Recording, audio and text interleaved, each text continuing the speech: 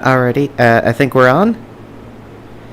So, Hello, everyone. it is now Howdy. the 13th part of Oh God.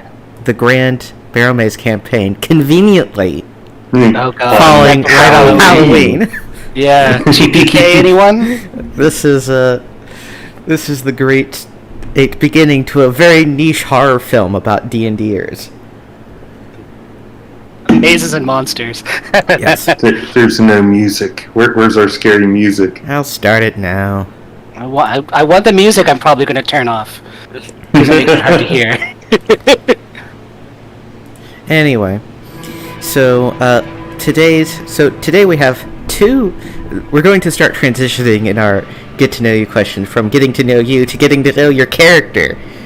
So God. today we have two get to know you questions. So one for you, which is what is your favorite movie or show or whatever to watch or experience on Halloween, and what is your character's what monster does your character most fear? Starting with Demon. Alright, as usual, I am Demon Sultan. My character is Benedict Germain, Bard. And my in real life favorite movie favorite Halloween movie would realistically be the 1982 version of The Thing by John Carpenter. Ooh, good call.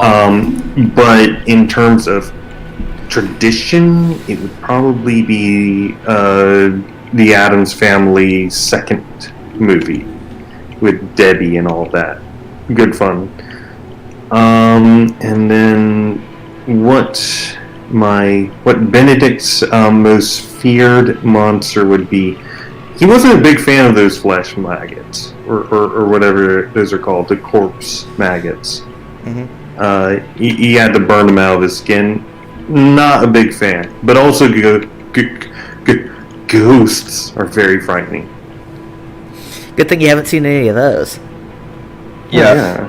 I mean, Next, kind of have. Next, raids Panda. over there. Hello, I'm Panda. I am playing Eastel, the Wandering Elf Knight. My favorite movie for Halloween is Alien. And then, Eastel's most feared monster would probably be a slime. Like the corrosive type, whatever that is. already. That shit. Like a, what do they call it? A cube? Gelatinous cube. Yeah, that shit. Yeah. Shit, indeed. Already. Next, Heretic. Let's see. My favorite movie. I'm gonna have to say Carpenter's The Thing. Also, it's just a great movie. And Gross, but good. yeah, the monster that Gnarls is most afraid of is gonna be Elf Rangers.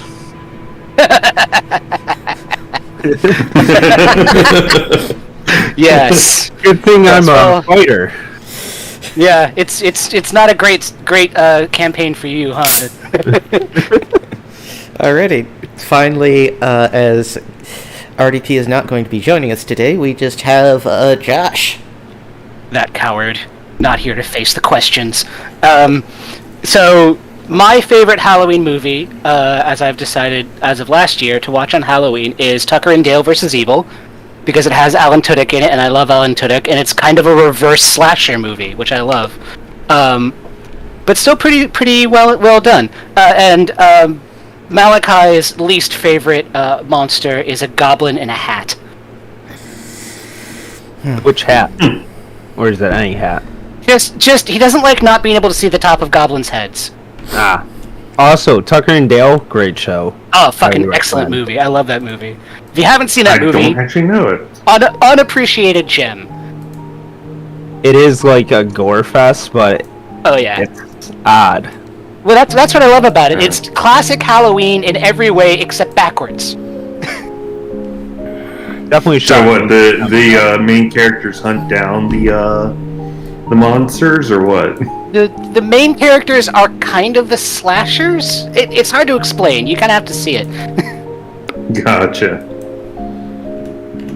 Alrighty, so, do any of you remember what the hell was going on last time? We fought a big crowd of something.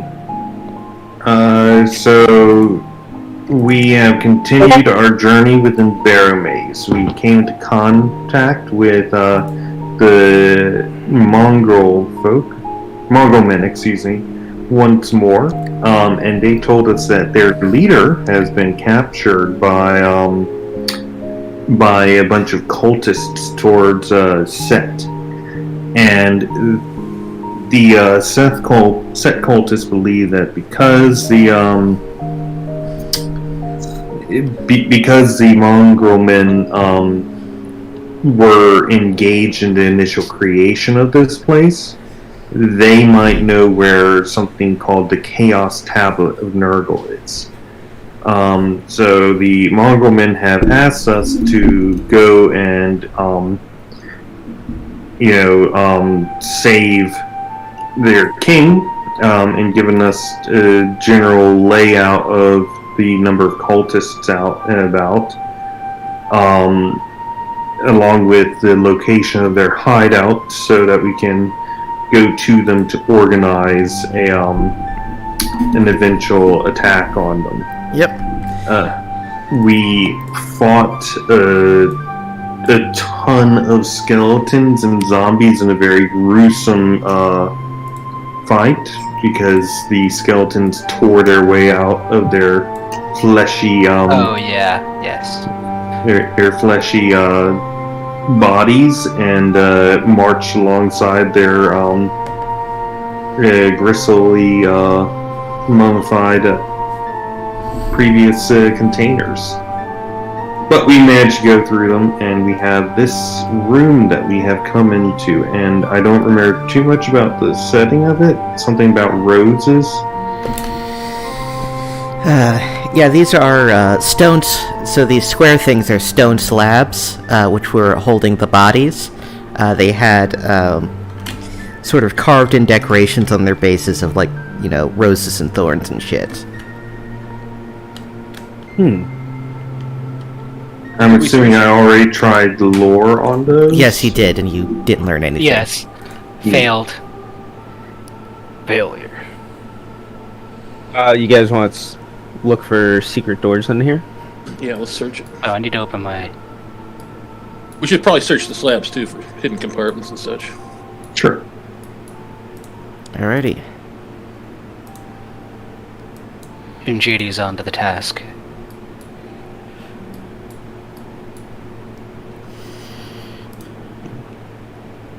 No random encounter.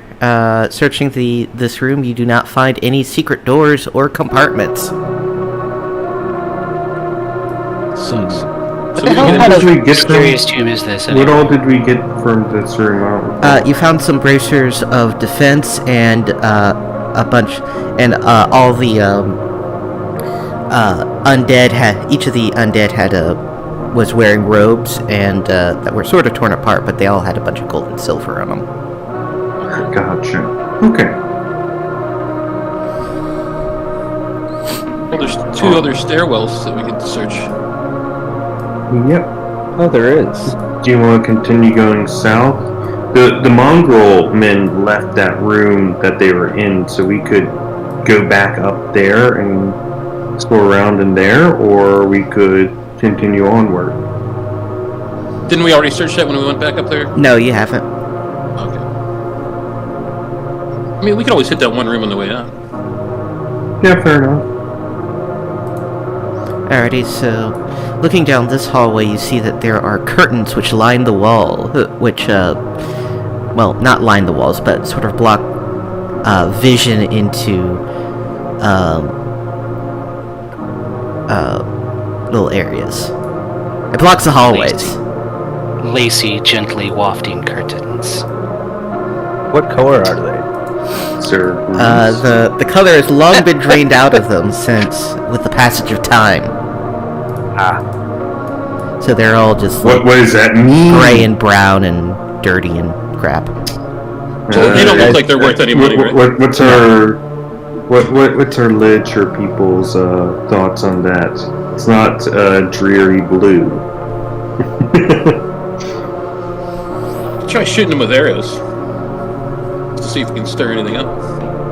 Set them all on fire. Or, use a 10-foot pole and brush outside. I think that we should go south, to be honest. Yeah, what's down the southern hallway? You see the hallway goes down, and you see doors on the left and right. You guys want curtains or doors first? Go curtains. Curtains sound interesting. I mean, the curtains could be a monster in themselves. That is very true. If we use an arrow, it's a 30-foot pole. Do we have any NPCs? Any NPCs? Technically you have Garrus for right now. And he is fearless. Quite. He would need to challenge the curtains. Well, I guess I'll go down there. I can poke around at some shit. I am going to kind of push the curtain out of the way with my 10-foot pole. Okay, one moment while I look this up. Alright. Alrighty. I actually need to change my inventory real quick so I have my 10-foot pole out.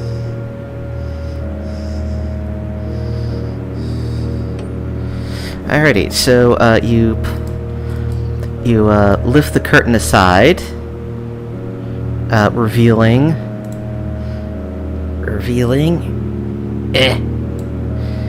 a bunch of giant rats which seem to be feasting on the body of what looks like a somewhat formally armed peasant.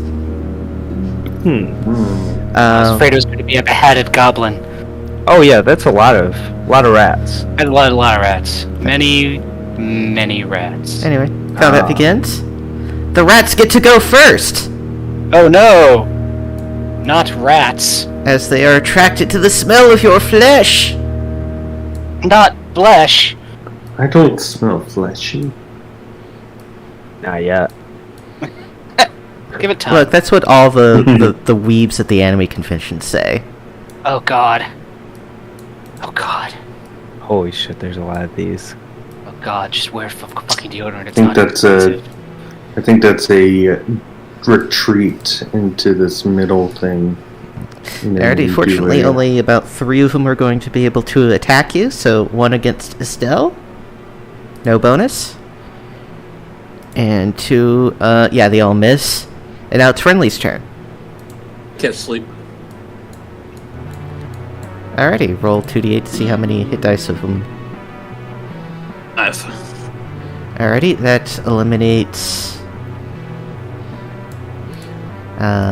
these ones.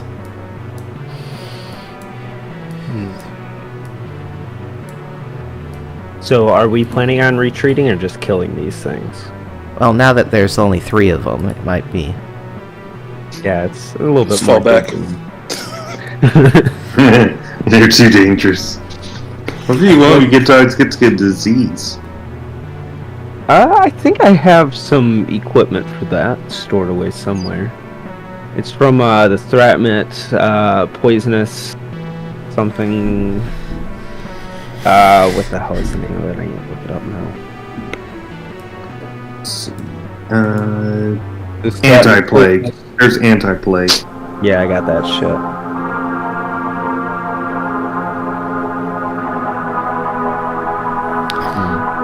So what are we doing? I'm going to attack them. Yeah, it's fucking hammer time. 8. Does not hit. That is a hit. 10 hit? 17 damage. No, they have an armor class of 12. Holy shit, these are armored rats. They're hiding under old helmets. It's probably that they're very slippery and difficult to hit because they're tiny. I Alrighty. prefer the armored. I look in my head.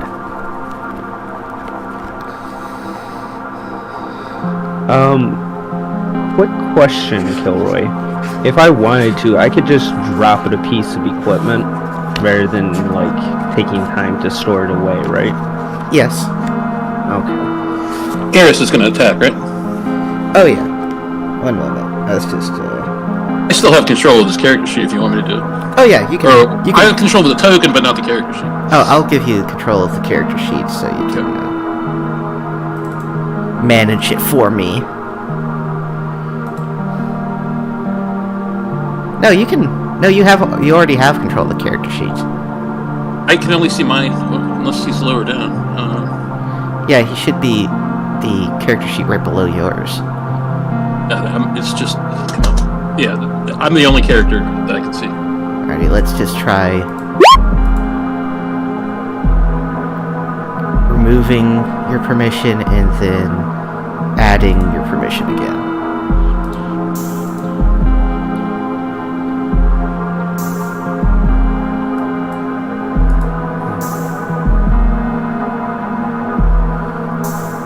I'll refresh. Roll 20.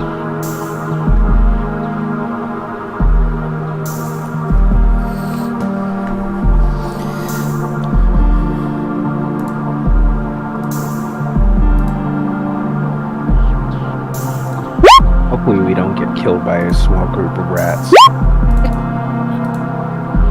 I still don't see it. I don't know what to do. Like, it's kind of impossible to troubleshoot more or so without being able to see your... I mean, if you could just tell me what his bonus is, like just roll the d20 on the thing over here. Rough. Let me try just moving his character sheet location. It should be on the very top, above all the folders. And I already rolled for him, he hit something. Yeah, no, I don't see it still.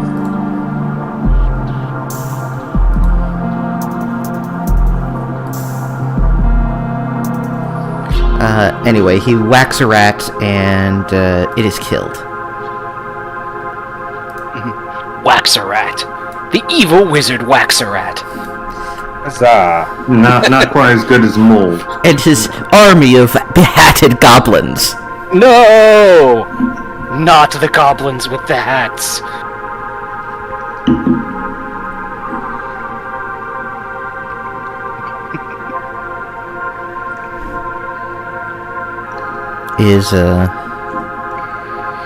Alrighty, Jim Shady attacked. Alrighty, so that brings us to the next round. Friendlies get to go again.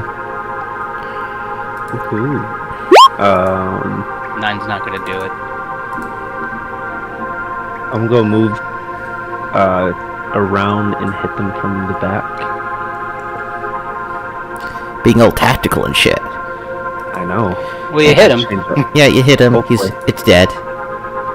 Hooray. Thus ending that I combat. Hip hip hoodoodle. Alright, let's check out this peasant's corpse. Yeah, I'll slit all their little threads too. Well, Oh, God. That would be a lot of work. There was like 8 of them. Yeah, get a paring knife. I'll relish it. hit some rats on a stick. Weasel stomping day. Weasel stomping day. All the kids' favorite day. Find a weasel, there you go. stomp it. Not my favorite song, but catchy nonetheless.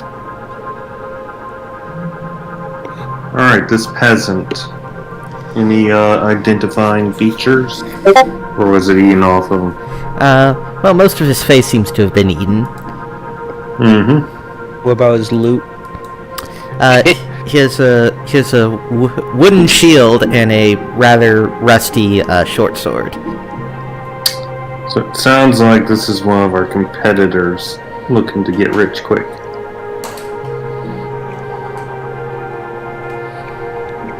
What side of his hip is his sword on? Oh gosh. Well, let's just roll the dice to figure this out. So, 1 on a d10, he's left-handed. Now he's right-handed. Big iron on his hip. I guess we could just leave him. Big iron on his hip. He doesn't have any type of personal memento or anything that we could take back with us? There's a small locket that says, "My beloved children and wife." If you see this and I am dead, I want you to know I never loved you. Goodbye. Tell my wife hello. Yes. Yeah. No, there doesn't seem to be anything of note on this person. Okay. He used to be an adventurer until he found 10 giant rats at his knees. In his face. God. That was painful. Does he look like he was killed by these rats, or? Yes. All right, what a loser. Okay. Imagine getting killed by rats. It's almost as bad as getting killed by some random spider. Seriously. Anybody killed by some random spider because they didn't look up is a loser. You know. A loser with a cool hammer. That's mine now.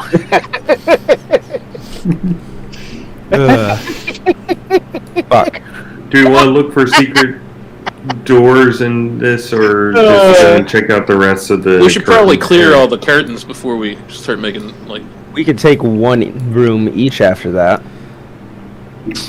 All right. Yeah. Let's Let's hit the next I one. see what you're doing. I see what you're doing. We should probably watch out in the hallway in front of this curtain here when we open it. Yeah, let's stack up. Oh yeah. let's make a kill box. I shall Yeah. maneuver you into a reasonable position. Thank We'll you. have, I guess we don't need a Shimjade, it's just a curtain. Yeah. Don't need to unlock the curtain. I mean, I don't you know, just boss, stand in how's this- front of it. Yeah! Well, we just take the 10-foot pole and then lift it up. What is his AC? With his 15 AC. I feel like there's just gonna be a crossbow behind one of these. There has to be. Hello. It's cool. There does seem to be some kind of ghoulish thing. Yeah. Stop indicating where I am all the time. Roll 20. I'm just trying to move my token. I wish there was also like a laser pointer feature instead of just the ping. Yeah, that would be nice. But we'd all get distracted because we are essentially huge cats. Friendlies get to go first. Oh. I guess. Want to try turning should a go dead? Short. Yeah, I was gonna say, why don't I try turning undead since we're not gonna move from this box? Alrighty, roll 2d6 for me. Yes. 8. 8 means they turn into beheaded goblins. No. No! What's your level again? 4? 4. Alrighty, you roll high enough to turn them, so roll 2d6 again. 8 again. Excellent, you successfully turn both of the ghouls, which means you can just sort of slaughter them. Coup de grace. Yeah. All right.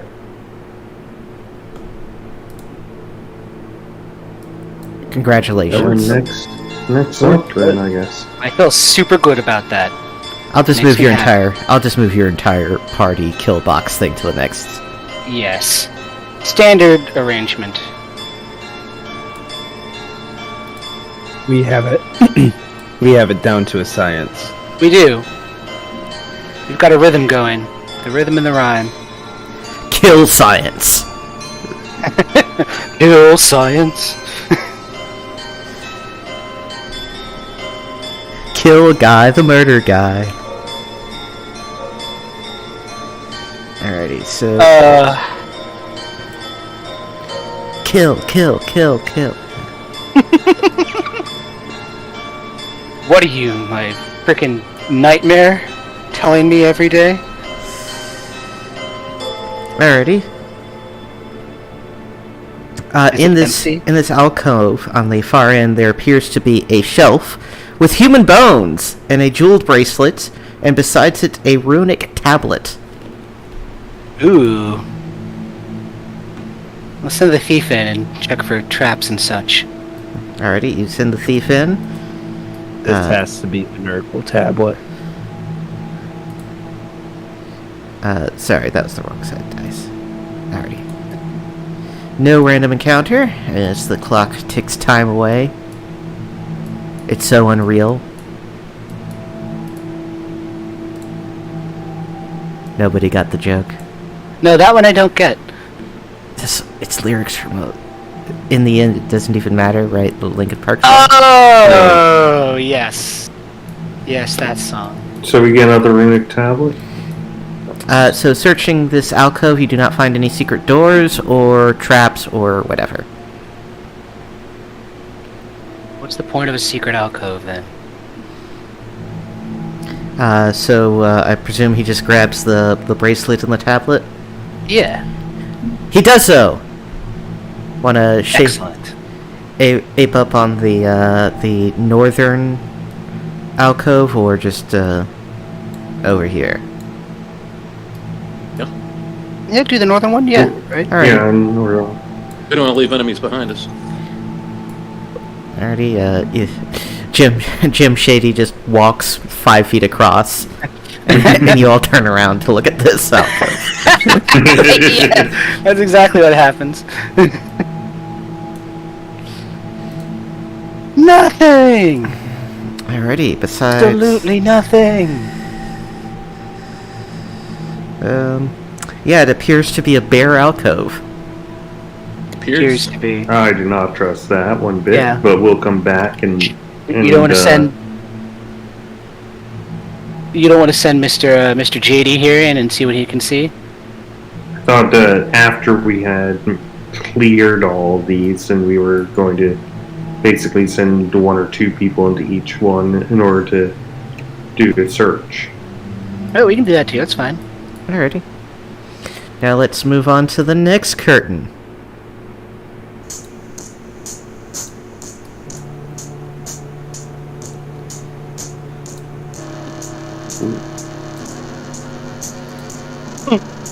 Inside this one, it appears to be empty. And then the one Right. to the south, right? Mm-hmm. And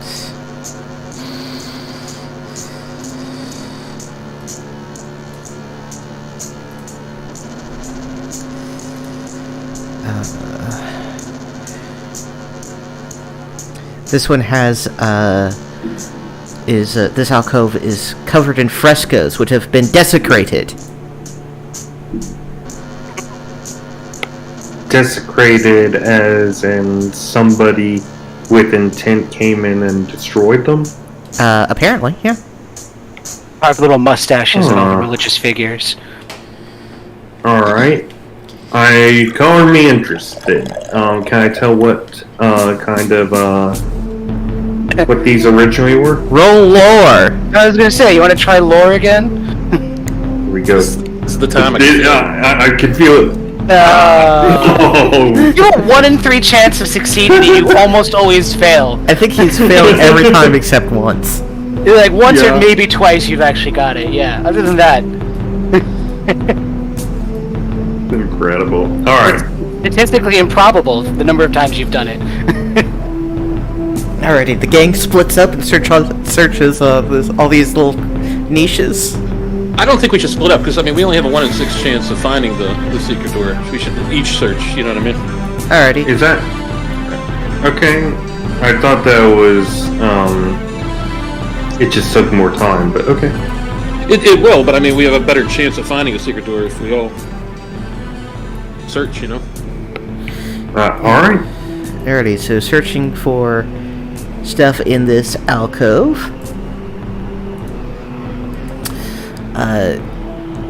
So we'll just go through it. So you don't find anything here, you don't find anything here.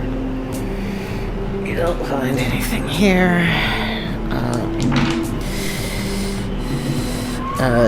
You find under a stone in here 3 golden rings. And the party also finds a secret door up here. Oh, Hey. So I that gotta was the one. cancel the time tracker real quick and roll your random encounters.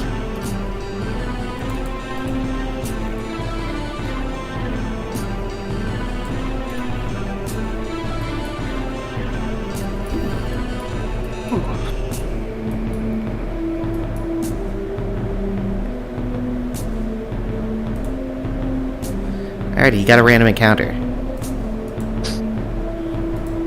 The best kind of encounter, am I right? That's so random, lol. Remember when internet humor was just random bullshit? I do. It's called 20 minutes ago. But a specific kind of random bullshit that was like not self-aware random bullshit. Particularly bad, yeah.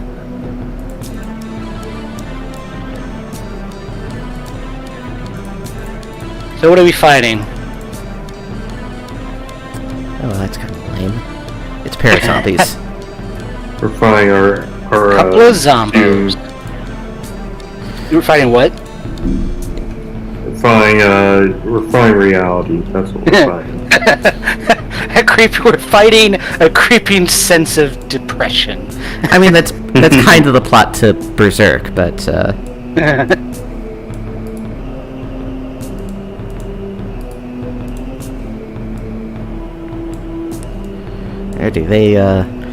they meander around the corner, down the hall over here to the left, and they immediately lose initiative because it's exclusively zombies, and they're slow. So friendlies get to act. Wanna just try turning undead there? Yeah, alright. That's a 3. Not a great roll. What are the Anyway, zombies one of them, right, so that's, so you auto-succeed on your turning attempt, and this is going to be a destroy, so you rolled 3 hit dice with them, and these are 2 hit dice monsters, so one of the zombies just fucking explodes. Is it because they're zombies? What do you mean? Like, what? Well, What is? I don't think I usually have to roll high, right? Yeah, well, there are 2 hit. Yes, you do, right? But there are 2 hit. Oh, so they're just such shitty monsters. I immediately blow one of them up. Yeah. Oh, okay, I understand. And Not that I'm cool; it's that they're lame. yeah, your divine powers are sufficient to destroy them immediately. And have you settled on a common shtick for what you say during your turning yet? No, of course I haven't. What did I say last time? Was it something like "get fucked"? Because that seems to work. Yeah, that sounds about I right. said bugaboo last time. Oh yeah, bugaboo. That's right. Boogly woogly woo! Turn undead. Anyway, there's 1 zombie left. Where are these? Okay, that's there. Oh, wait, I gotta move them closer so you can actually see where they Sorry, are. I can't actually see where they are. Oh, okay, they're there.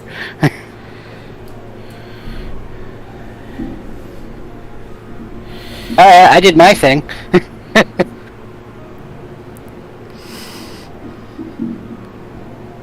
Because technically he can reach there, right? Garius gets a +1 to hit.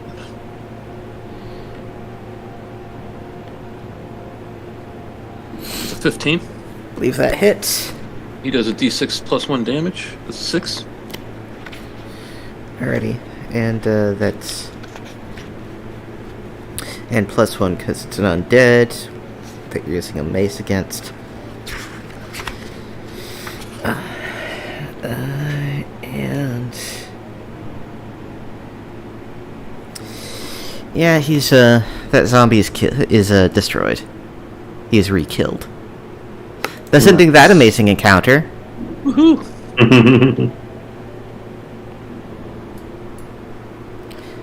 Anyway, there's a secret door up here. Oh, right.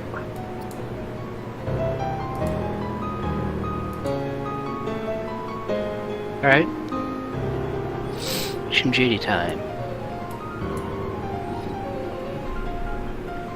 We want to stack up? Just in case?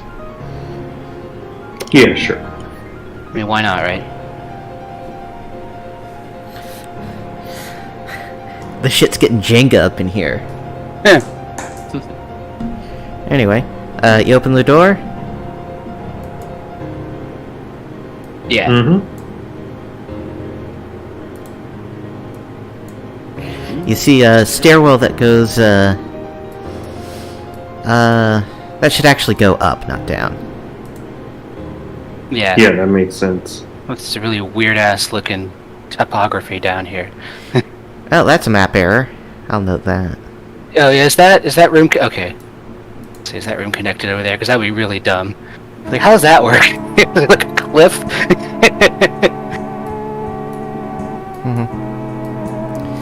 So, yeah, in this room you see that the floor is strewn with the bones of people long dead, and tapestries decorate the walls. These tapestries seem to be in a little bit better shape. Ooh, treasure. Okay. How about a turn undead? There's a lot of bones. Alright. Wait. Shimmy on up there. That's an 8. Alrighty, all of the bones explode. Knew it. All right. What you get for being bones. Get in there.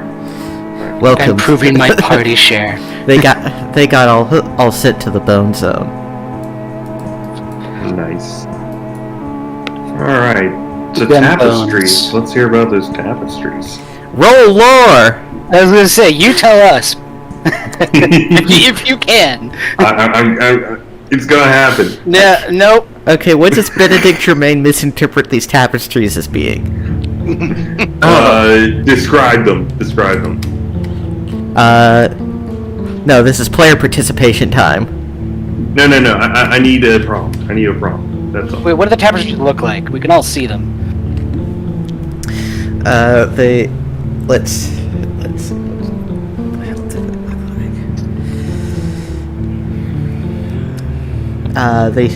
They seem to be depicting people like engaging in various dark rituals and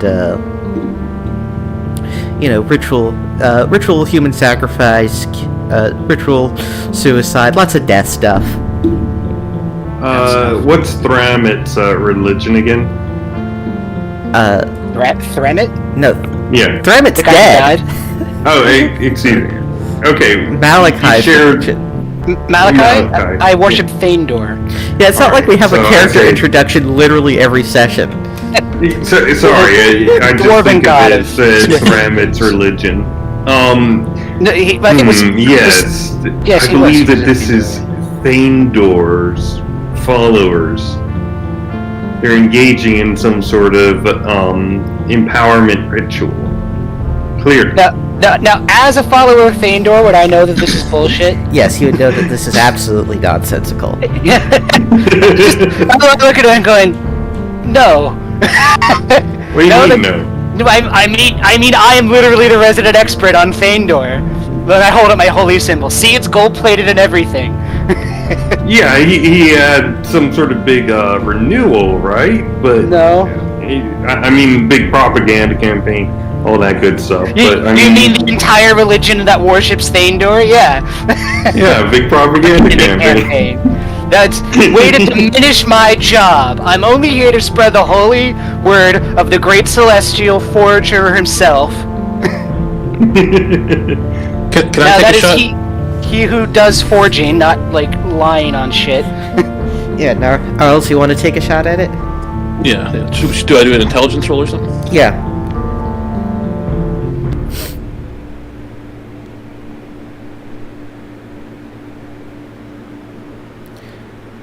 Success. You know that there. So Gnarls somehow knowing more lore than the bard. Deduces that these are visual depictions of. Depiction of followers of Nurgle, who believe that there were that you could essentially ascend to that you can make your soul contact Nurgle or achieve various forms of undead status by performing specific rituals of suicide. I'm coming to an understanding on why Nurgles worship Valvalver. You know, there might be something to that idea. He gathered all his followers unto him early. Well, I mean, technically, his sons did depose him and kill him, so, you know. Maybe we That's shouldn't. ritual sacrifice. I don't think we can sell these back at town, guys. They might be a little bit. They might be a little hashtag problematic for the people back in town. Yeah, somehow I think you're right there.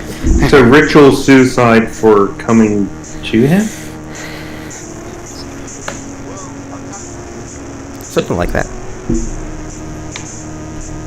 I say we don't even mess with them. I mean, if we touch them or burn them, we could potentially get cursed or something.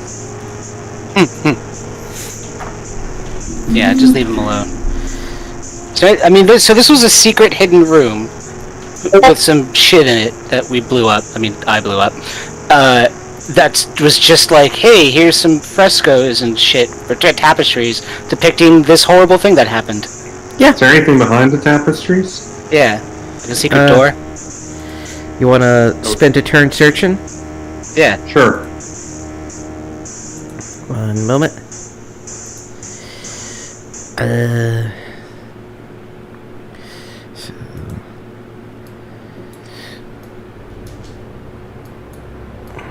No random encounter. That's right. You zombos, stay away.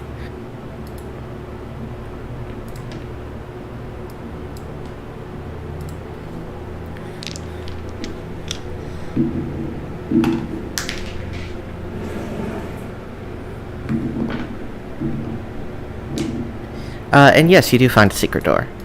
Yay! It's right over here to the left. Oh.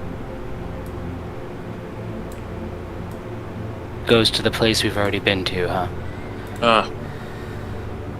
We just killed two birds with one stone. Yeah.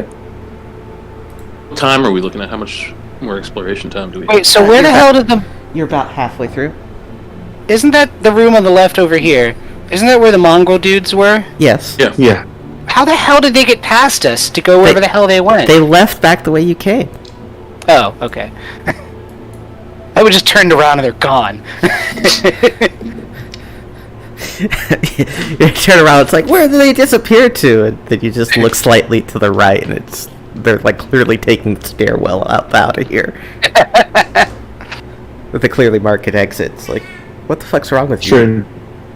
Should we look for a secret door in here, or...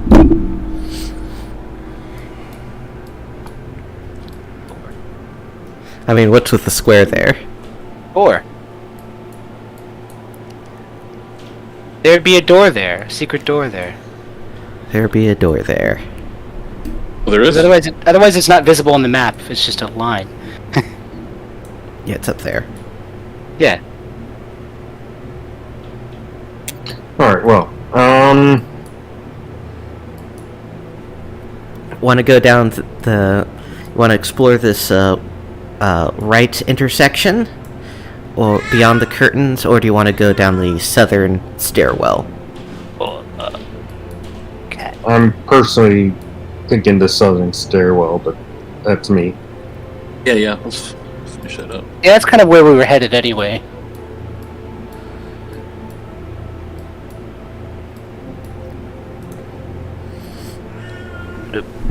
Oop.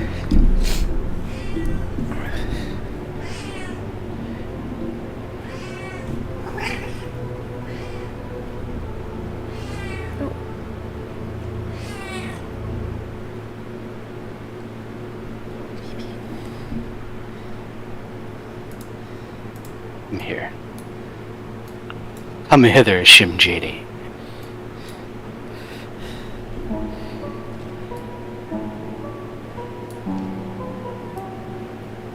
I'll move Jim.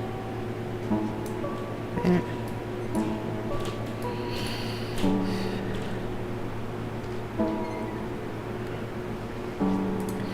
Alrighty, so looking down this hallway.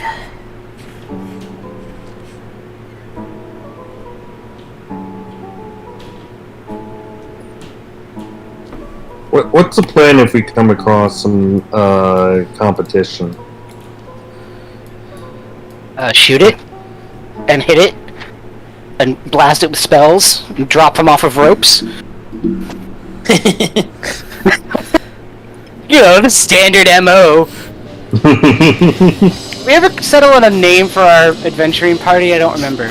Yeah, we did have a name, but I think it was the Super Competent Mercenary Company. Yeah, that's right, the Super Competent Mercenary Company. TD.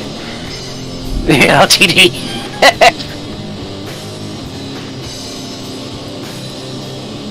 And you know we take advantage of that pass-through tax break. I'm not gonna get double taxed.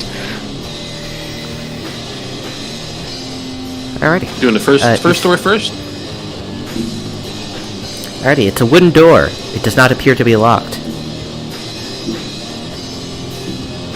Opening the door. Standard procedure. Stack up, I think, yeah. Yeah, I'll assume you do that.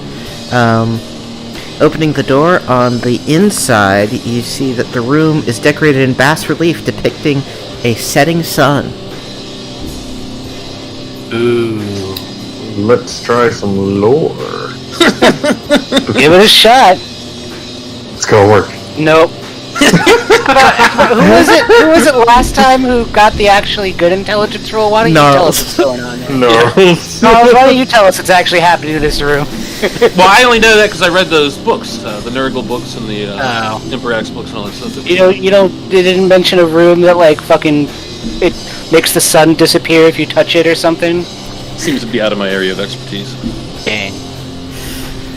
Two useless party members. There's all this lore we're missing. Yeah, we're All it's this like, lore. I spent all this time like detailing the rooms and all the backstory, and the DM's like, oh God, I wrote a book for this thing. They're gonna love it, and it's like we don't know shit about anything. I guess maybe we should be writing down all this shit. Our ignorance is only eclipsed by our passion for gold. Yeah, seriously. We are as ignorant as we are competent at everything else. Which is to say, very. Alrighty, this... Setting sun, you said? Yep.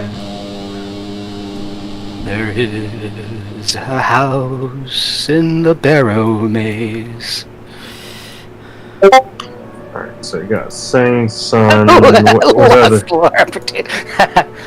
There is a room in the Barrowmaze that has a setting sun. It's been the ruin of many a party member, and God, I hope I'm not one. Alrighty, this... Why aren't you the bard? Well, he did roll that up, and you Yeah. decided to trade characters. Yeah. And that would be metagaming anyway. Get better at coming up with little ditties, Demon. I'm not good at that in the first place. There's no getting better. Why'd Well, you how about play a this? bard then? I'll come up with the Because- ditties, and you come up with the thing I say when I turn undead. How about that? Alrighty, so, this next door is wooden, but it is locked. Alright, we have a standard procedure for this, too. Do we want to search this other room first? This, Or do we want to come back to it? Go back to it. We'll just come back to it. Definitely coming back. Definitely coming back. I don't know if it's come out yet, but I saw some clips for, like, the new Beavis and Butthead show. Yeah, it's out. Mm-hmm. It's fucking sad, And the- man. Like, And the new movie. Yeah, I watched the first episode. It was, Trying to capitalize on nostalgia. well, I mean, the characters don't... I mean, the characters just don't make any sense in a modern context anymore. No, they don't. They did bring back fire, which was a thing, which was kind of lame. Anyway, enough with the miseries of the past. Back to this undead, this crypt full of undead.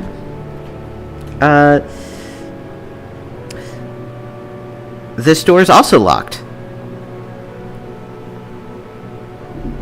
alright, well, do we want to just tackle the second door then?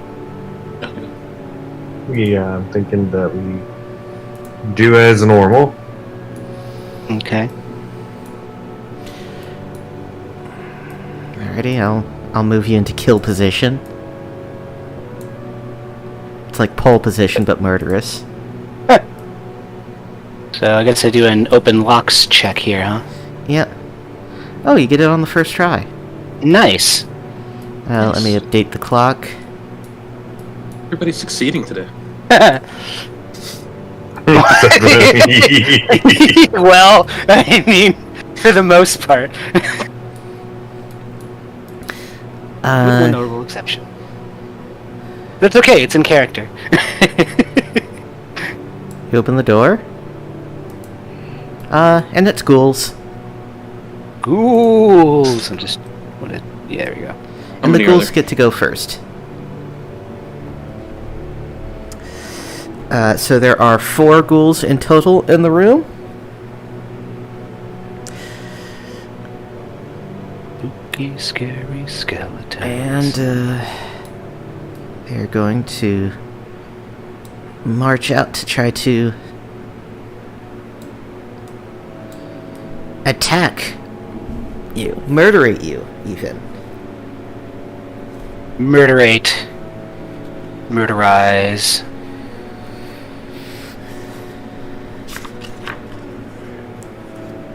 Alrighty, so it gets 3 attacks at +1 each. 3 attacks, wow. So it's going to attack Jim Shady.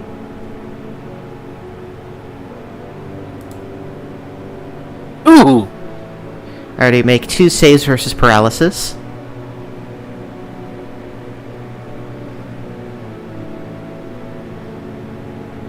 For Jim Shady. Yeah. Paralysis. And he takes half of that, so 4 points of damage. Save versus paralysis is next to all the other saves. Alrighty, so he is paralyzed.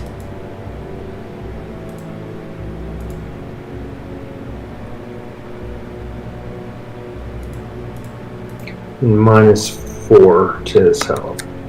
Yep. And now it's Friendly's turn. Want me to throw a fuse bomb in the room, guys? Yeah, if you can make sure we're not going to get hit by it, sure. In the meantime, this guy who's right in front of me, I'm going to smack him. I mean, do you want to do turn undead? Why do I? Yes, of course I want to do turn undead. Roll 2d6. That's an 8. Alrighty, so that's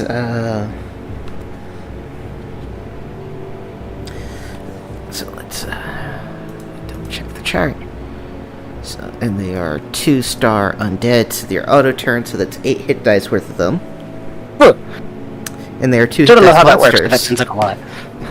They do what? And they're 2 hit dice monsters. Oh. So you It's turn. kind of like saying they're level 2 monsters, right? Yes, they're level 2 monsters. Okay, cool. So you turn all of them. Wow. Nice. I'm glad I became a cleric and then went into this, tomb full of horrible undead. It turns out clerics are really good at fighting undead. No kidding. I'll say the fuse bomb then. Yeah.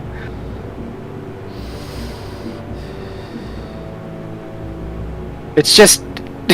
I don't say anything, but when I hold up my holy symbol and the beam of pure light of Thandor comes out, it's just the opening couple of bars of Duel of the Fates. Da da da. Then just immediately cuts out. Yeah, that's it. Anyway, you can force them to cower in the corner and then basically just pelt them with ranged weapons, which I assume you do. Yes, exactly. And that's that. Mess of ghouls Bully- taken care of. Bully the ghouls until they die. And paralyzation? It wears off.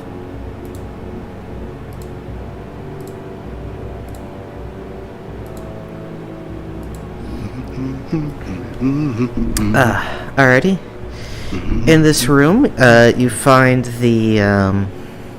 that there are some stone slabs where the ghouls rose up from, and on these slabs are a runic tablet and 2 bowls, one filled with 700 silver pieces and another filled with 10 gold pieces.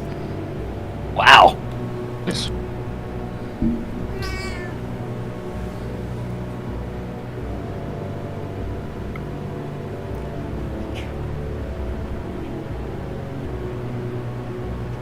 Okay.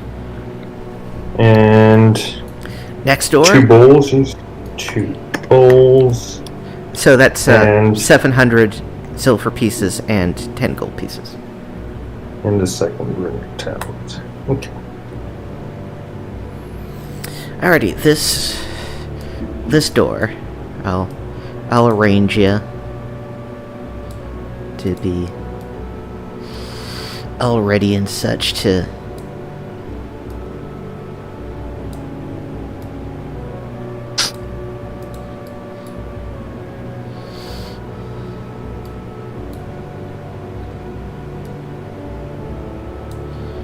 Alrighty, roll that opens lock check.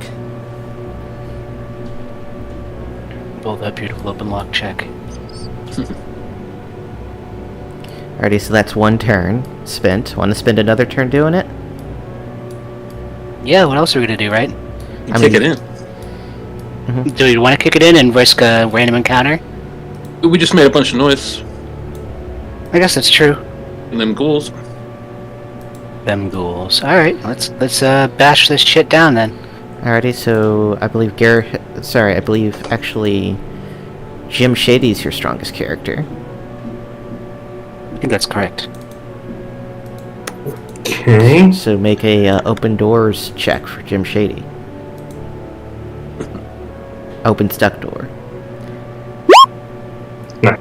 Right. Alrighty.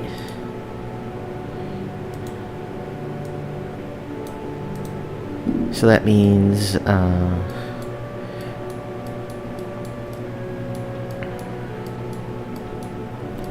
so resolve one thing at a time. So you bust open the door, and this room appears to be empty and undecorated.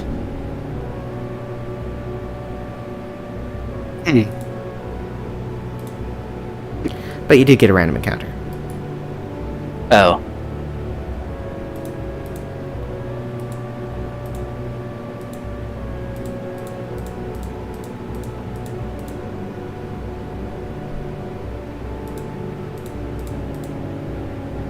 Oh, it's some sapphire skeletons. Spooky sapphire skeletons.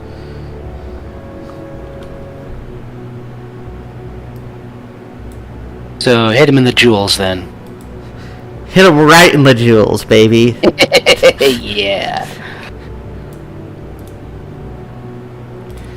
It's 3 of them. As they meander from the hallway to the south. Definitely did not forget I was muted. Definitely weren't dropping some hardcore, excellent RP on us. I was actually. I think it was enough that I actually deserve some inspiration for it. Inspiration doesn't exist in this game. Does this game have anything similar? No. Oh. You are not It was inspired. You. It was alright RP, I guess. Want to do it again? When it comes around again, I'll think on it. Do you want to pile into one of these rooms and make a kill box, or just In the room. use in the hallway? Alrighty, so we roll initiative. They'll just I don't do it in think- the hallway, can we? Yeah, I don't think we should go in the room. And the sapphire skeletons get to go first. Oh no. And they move. And they attack. In that order?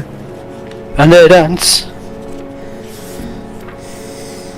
They safety dance. Notable for not being terribly safe. No. Oh, wait, 2 attacks, 1 against Malachi, 1 against Estelle. They both miss.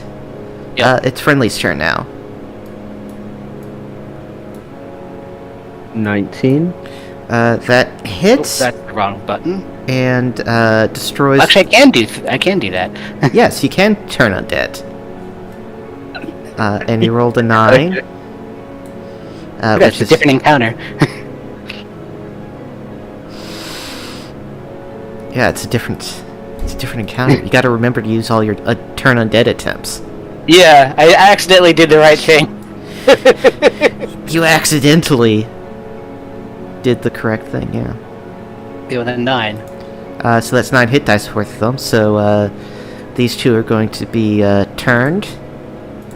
Do you want to give chase? How long does the turning last? Let me check actually.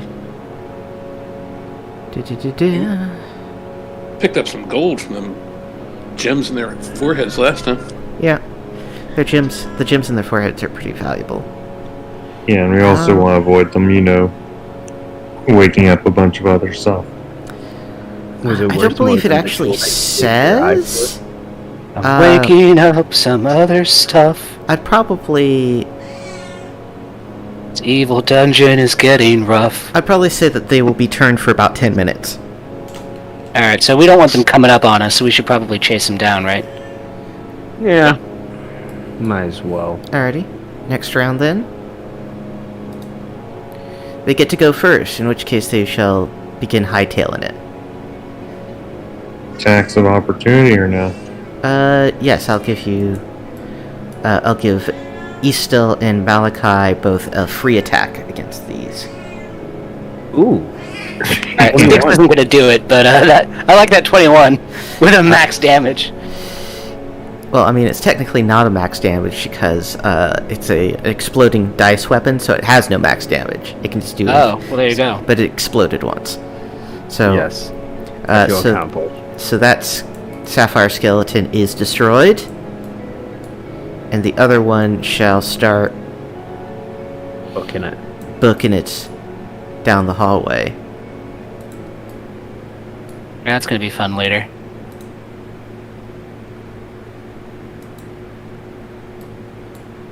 Start prying I think that this gem. is the first time one has gone away. It'll so- go right, so that's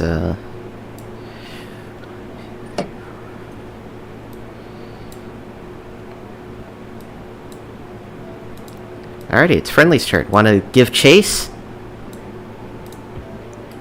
I Yeah. think that's a. Are you sure? I mean, I guess we can range it, but Yeah, I don't know if we're gonna get it. I think it's running faster than Yeah. we can really do anything. Kind of slow. Actually, it only has a Oh. movement rate of 20, so So we can catch it, no problem. I'll pry that gem out, if it's for it. Oh, Yeah. Garrett's can attack. yeah. Well, go for it. That's a 3, that's a miss. let's see. 20, 25, 30. Shoot. What is Jim Shady's? Yeah, it's still 30 feet, and Benedict Germain is still 30 feet. And you can double move if you use both of your actions.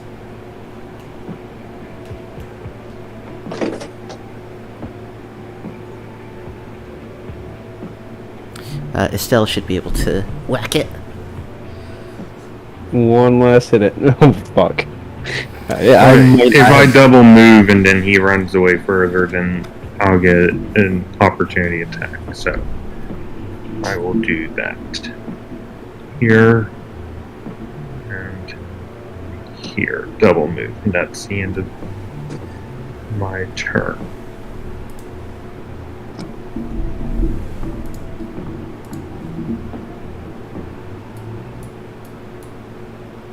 Malachi gonna move? I might as well. Everyone else is doing it. It's a hip thing to do. Just run willy-nilly into this unknown dungeon. I'm sure it'll be fine. What are you planning on doing? Alrighty, everyone. I mean, the alternative is if I just stand there by myself in this unknown dungeon, so... Alrighty, Estelle and Jim Shady will get opportunity attacks against the Sapphire Skeleton. Damn. Garrus is there too, right? Well, yeah, but there's only so much width of the hallway. Okay. And you're sort of clambering all over each other to get at the skeleton. And I missed. Oh, me! I want to hit it!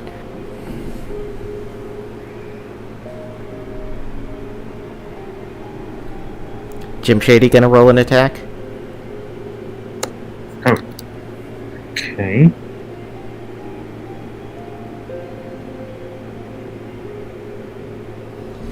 Alrighty, there we go. That gets him. Well, at least we avoided the worst. Hopefully. One hopes.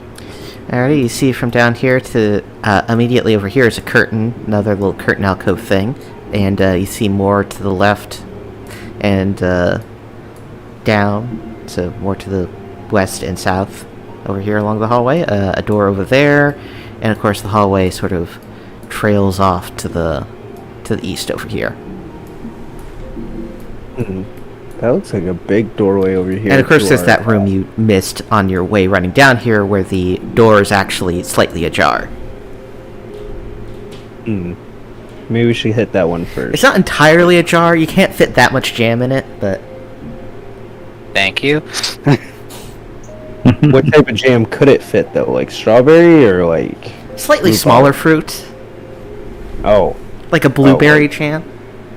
I can get behind blueberry. Did you guys pry that sapphire out? I assume you do so. Generally I assume if the monsters have treasure, you just hoover that shit up. Can't let it go to waste. Did we already search the above rooms for secret doors? I don't think we No. did. Alright, let's do that. Do you want to look in this room, or do the... Yeah. Alrighty. So opening this door...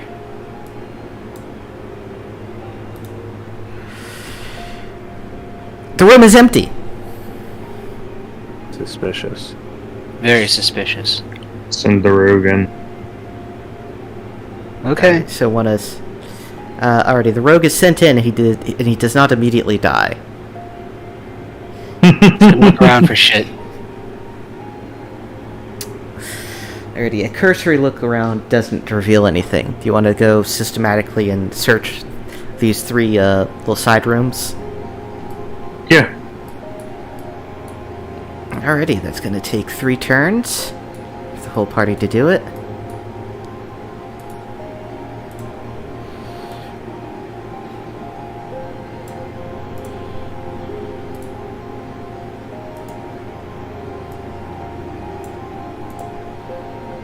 And let's see if you get any more fun random encounters.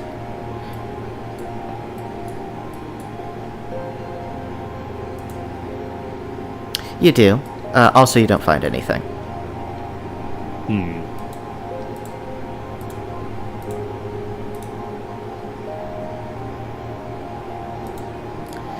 What do you guys think it's gonna be this time for the random encounter? Penguins. I was gonna say pirates. Pirate penguins. This is a Pittsburgh thing? Goblin penguin. Or goblin penguins. Goblin pirates. Goblin pirates. What would a goblin penguin be? A green penguin. Yeah, just green. It's already small and ornery. the penguin from from Batman. Oh, Danny DeVito's penguin? Penguin Did he ever play? Yeah. Okay, that I need to watch whatever one that was. Yeah, with, That's a good one. Was that with Michael Keaton as Batman? Is that Yeah, that Batman 2. Yeah, that was Tim. Yeah, the second Tim Burton Batman film. Is there kobolds in this universe? Yes. Damn, I want to verse one of those eventually. Things are cool. Anyway, skeletons. Get more skeletons. Yeah. Give us your forehead gems. They are regular skeletons, not sapphire skeletons. And friendlies get to go first. They are down south over here, to the right. So they are. Well, you know what I'm gonna do. Let's make a kill box. Alrighty, they are 1 hit dice. They are level 1 undead, if that's clearer. So you're going to be able to auto-destroy them. So roll 2d6 to see how many dice worth of them you... Oh, there we go. 6. They all explode. Nice. Damn. That's quite useful. Yeah, no kidding. Just a little. Just a little. Just enough. Yeah, Daendort is the best. Yeah, yeah. I, therefore, am also the best. Yeah, yeah. Too bad you don't get any extra XP for actually killing the monster yourself. No. That's alright. Anyway, That they are dead is enough for me. anyway, you didn't find anything in the side rooms. Want to push this hallway? But which way? And there's a curtain right in front of us. I mean, I will point out that there's only so far you can go to the left. Yeah, I'm saying left first, just for completion's sake. It's a little meta. It's actually a lot meta, If we- but Oh, we have a go- map. But if we go left and there's something behind these curtains, it could pop out and block our escape. Let's work our way to the left. Yeah. So this first Left. curtain here. Yes, that one we'll start with. Alrighty, so This is gonna be the ballista curtain. I know it because it has the whole hallway.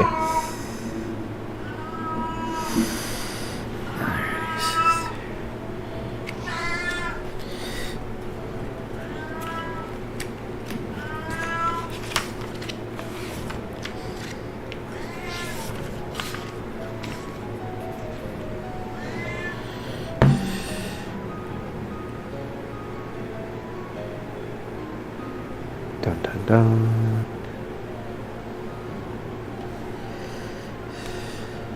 I haven't watched any of the Thing movies so far.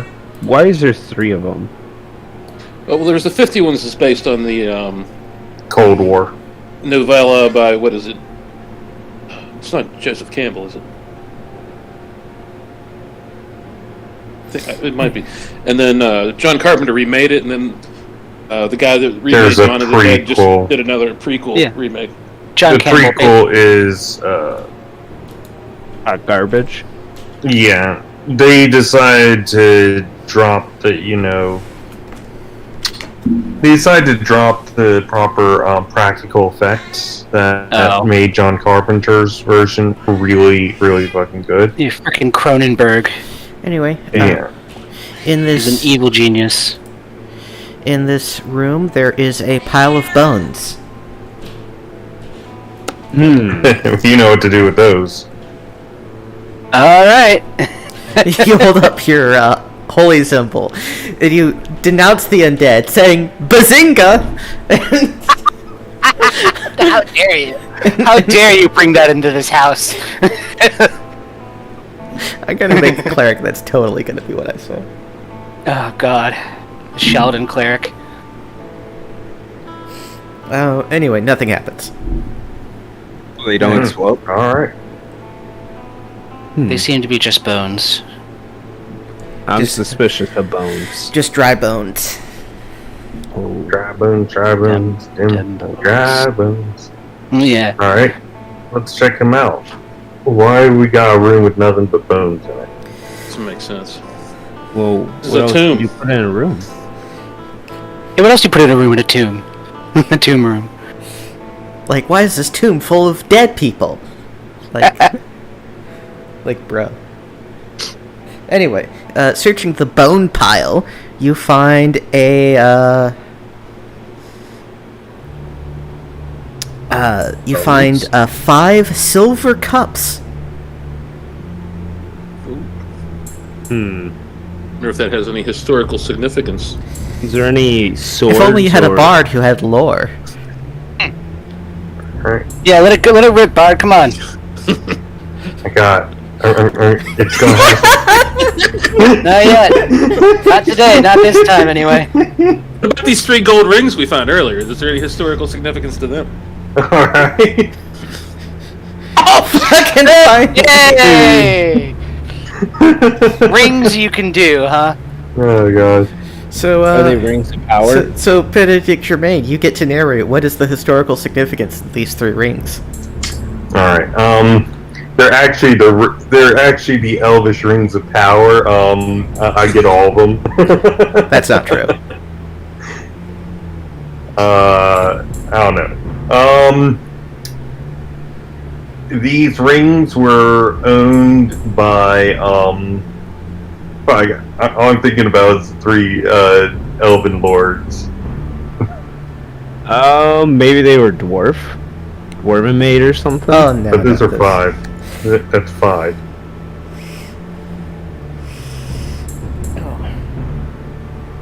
I don't know. Is there anything special about, or is it just raw gold? Look, the text is just they are 3 gold rings worth X gold pieces each. So I'm giving you an opportunity to help. These are 24 karat gold. So I'm giving you an opportunity to participate in world building. You know. Oh my gosh.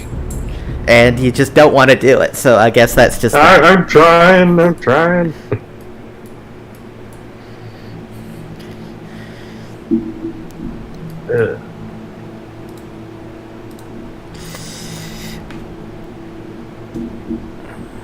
The rings were owned by a group of adventurers that came by the sigil that is on the rings, which is of a black dragon, which is suspiciously similar to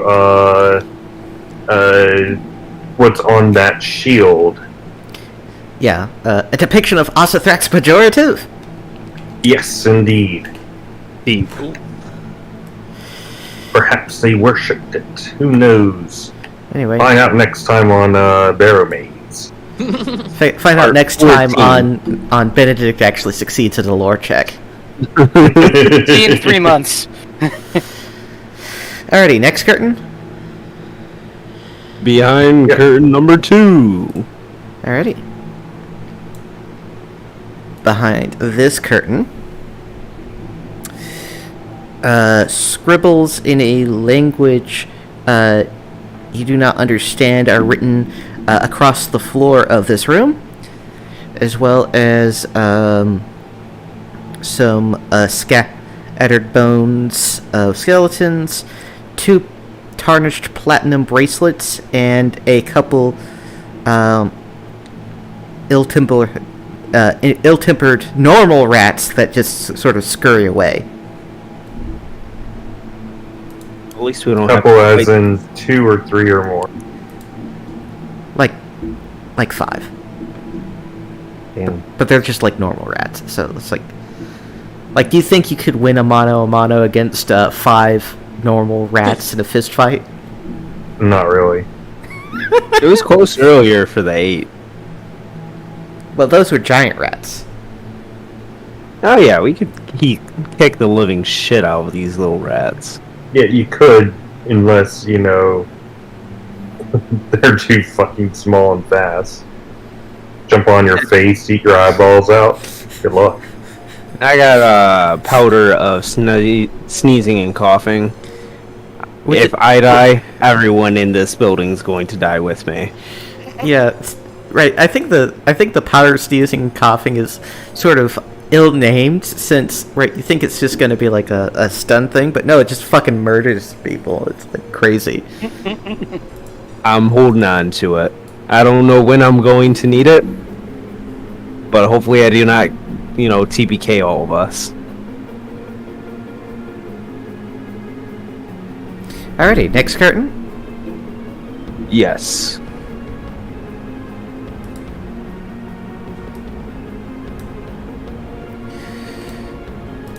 Opening this curtain.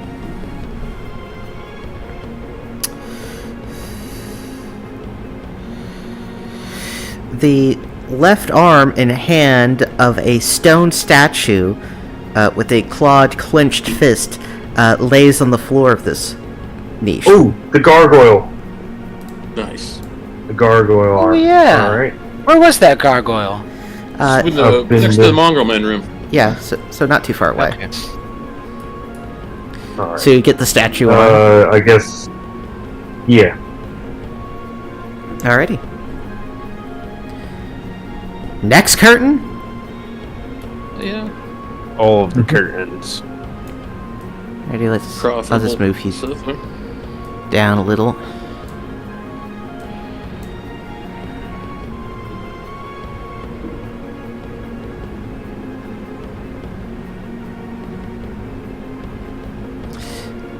Alrighty, so you open this curtain, and behind it you see a zombie which seems to hold a dagger, and is repeatedly using the dagger to gouge at the southern wall. Like a little spot in the southern wall. All right, that's a secret door there. Let's go The way that he's thinking. Mm-hmm. How long has he been doing it? Is there like a lot of marks in the wall? Yeah, a good long while, yeah. Does he stop when we open the curtains? No. And turn towards us? No. I got a plan, guys. Why don't we help him dig the hole? All right, why not? Would he attack me if I go up next to him? I mean, are you gonna... I mean, it's sort of a tight spot to try to dig in. You know what? I'll move up next to him and slightly nudge him off to the side. Alrighty, that upsets him. Oh, fuck. He's unable to seriously harm you, but combat begins, and now you're... he's a zombie, so you guys get initiative. Alright, He's a I'm gonna zombie, smack him. 10. Still fumbles with his axe, but Malachi successfully turns the zombie. Wow, damn.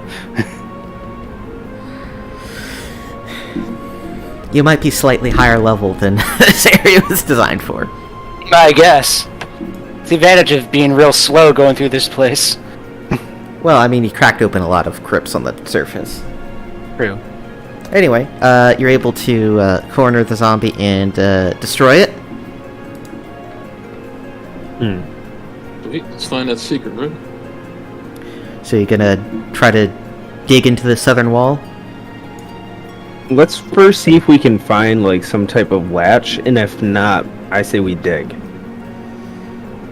Alrighty, giving it a brief, giving it a search, you are unable to find any sort of latch or anything. Somebody has a sledge on him, right? Yep. Yeah, all of it, like a ton of you have sledgehammers and shit on you. Maybe we should clear these doors before we go bashing a sledge against the wall. That is not a bad idea. Sure. Let's go ahead and clear these 3 doors. Alrighty, which door? The one on the left first? The one right above us, I would think, Yeah, to start off. that's what I was saying. I only see 2 doors. Is there a third? Yeah, I only see 2 doors too, and I can see everything. So I don't know All what... things? All things that exist in the game universe, yes. Damn. All the small things?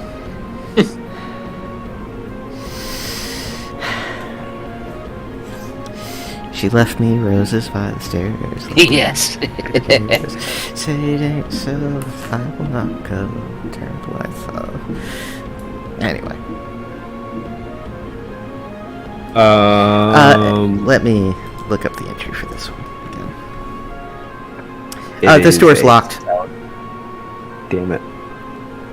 Well, All we right, can fix that, let's, can't we? You know what? Why don't we do the other ones, and when we come back, half of us can mine, half of us chop the door down? We have a thief that can pick the lock. Yeah. Oh, shit, I always forget we have a thief. Yeah. Alrighty, Yeah, let him try at least. And then we smash it down. No. I mean, you can. So go for it. What's the roll to succeed? Open doors check.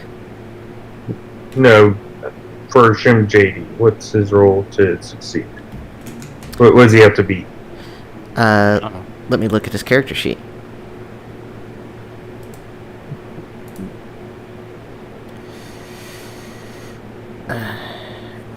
He has a 35% chance of success. What do you guys think?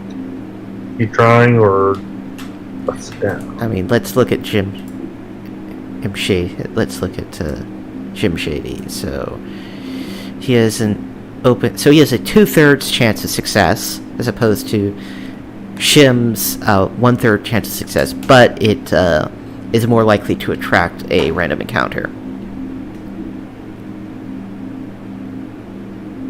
So It's up to you guys. slow and quiet or fast and loud? Slow and quiet. Why Okay. ruin what we've done so far? Alrighty, give me another open locks check. Nope. Do Alright. it again. I mean, you saw how long it could take with. Nope. Okay, I think we cut our losses here. Alright, give me an open doors check for the real Jim Shady. Does it have to be only one person trying it, or I mean, it's difficult. I mean, if you had a battering ram or something, you could improve your chance of success and have multiple people be doing that. there's a success? But he succeeds. Huzzah! We just make shit work. Anyway, so you open the door.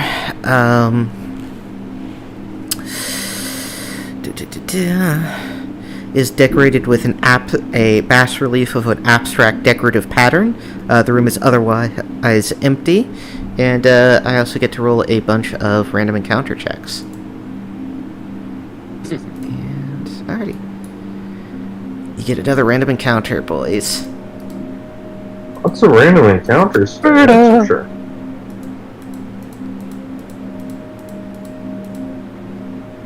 Just because we're That's so interesting. good. Dragon. Also, I gotta advance the timer.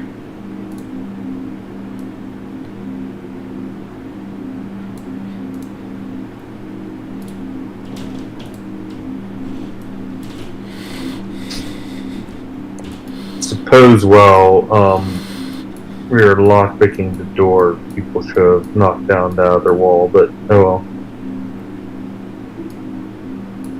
That sounds reasonable. You could have done that as well. Cool.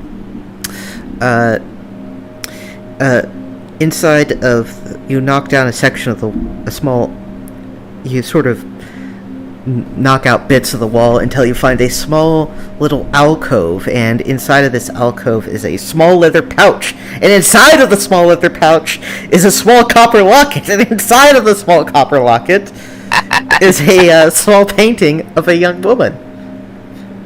Ooh, maybe there's some historical significance to that woman. Yeah, check it out, Bard. Okay. Yeah, I'm gonna get it. It's gonna happen. Hey! What is the historical Alright. significance of this young woman? She was related to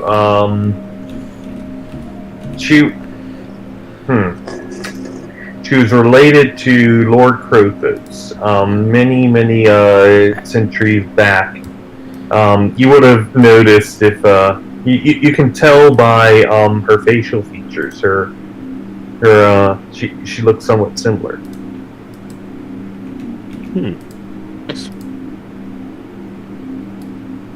The more you learn. Which means that we can return this to him. And that would kind of prove that we robbed the tomb of one of his ancestors, wouldn't it? We could say we found it on someone. On the hand. Oh yeah, let's do that. We could frame them. Yeah, so he's totally gonna believe you, the guys he just fired, over the guys he just hired. Yeah, why wouldn't he? Our thief could do a reverse pickpockets and put the ring like around somebody's neck. The locket, but yeah. Yeah, that'll 100% work. And Krothos is totally gonna recognize her too. Oh Anyway, gosh. you see, sort of stumbling in from behind where you came in from, a bunch of shoddily armed and armored people with lanterns and torches, who turn the corner, look around, and see your lanterns and whatnot, and are like, "Herc, who goes there?" All right, Mr. Professional Outreach Bard, dude. You're the official, unofficial face of the party. Alright, I say we are the limited time LTD, hyper competent, the super competent mercenary corps. Yeah. Whatever the hell that is. SCMC. With verification from Lord Krothos to investigate the situation. Didn't you just get fired? Did anybody know Did that? he say that we It's could a no town of longer be 600 here? people. There's not much going on. Anyway, Yeah, I think we're allowed What to are you doing here? we were here already without his permission, so... we saw how much money the Hand was making from robbing this place, so we thought we'd get on it too. We're conducting an investigation. We're not robbing. I mean, you need to cease and desist what you're doing. In fact, you are actively spoiling this investigative site. We're trying to track down the people that have caused the murders in the tavern. And you're obstructing this investigation. You need to leave right now. Or what?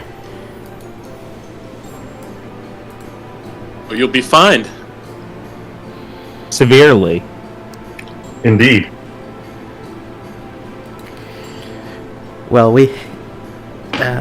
well, that's not something they'd like to hear, because they're poor and they're desperate, and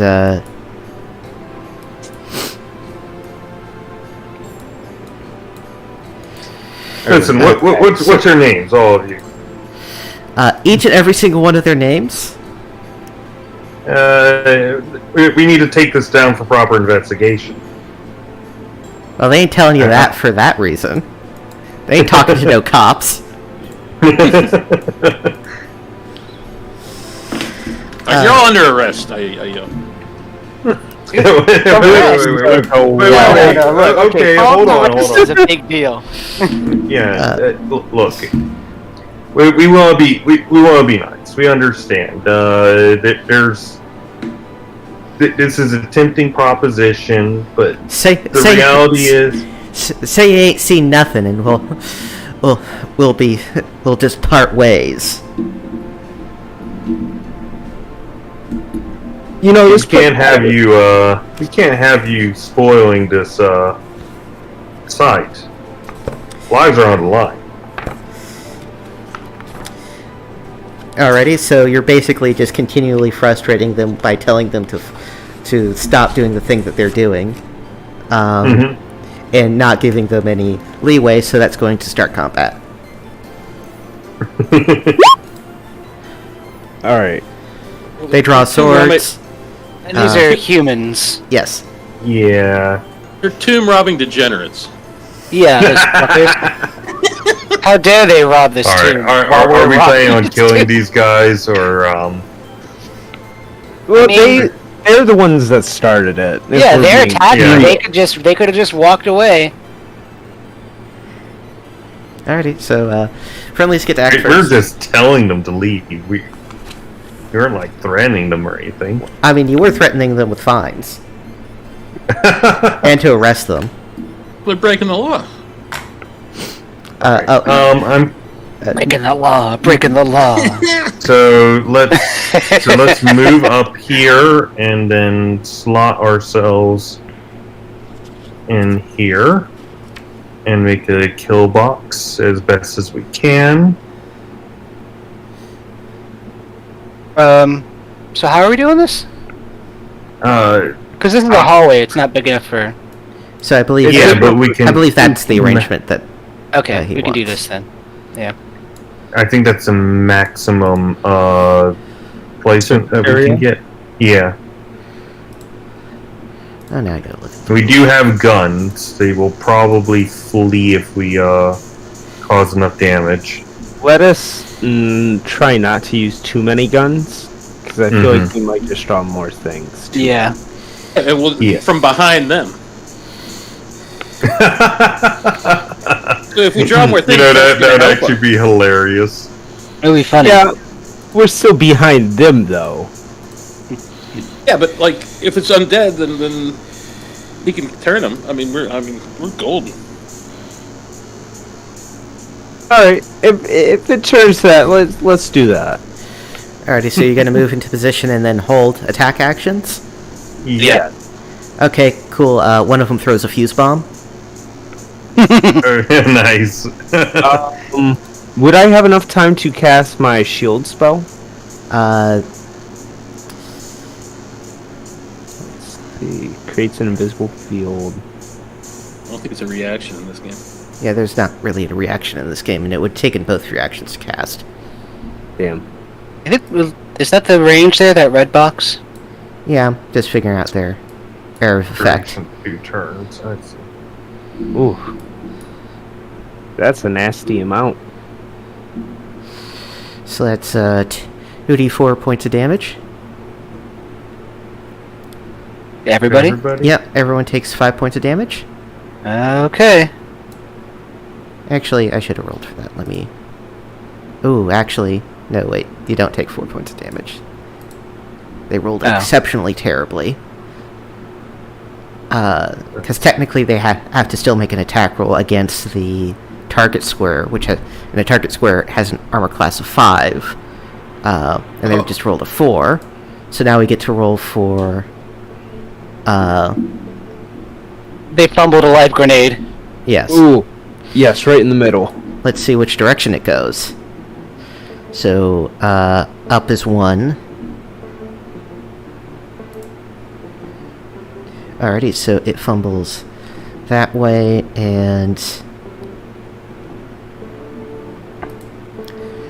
then... What's the range and correct on this thing again?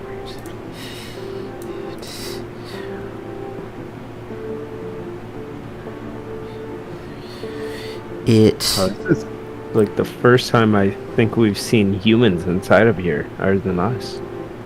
It rolls and bounces and hits over here, so only Benedict and Jim Shady are hit for 4 points. Sorry, 5 points of damage. Alright.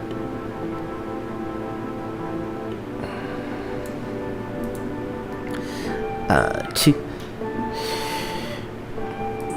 So that was 2 more going to. So then, sorry, they're not going to do that. They're going to. Then one of them's going to throw a firebomb at Malachi, which misses. Yes, good. Let me just mark off which of use there. These guys like their bombs. We got bombs too. It's a really cheap way to up your fighting capacities if you're not very skilled.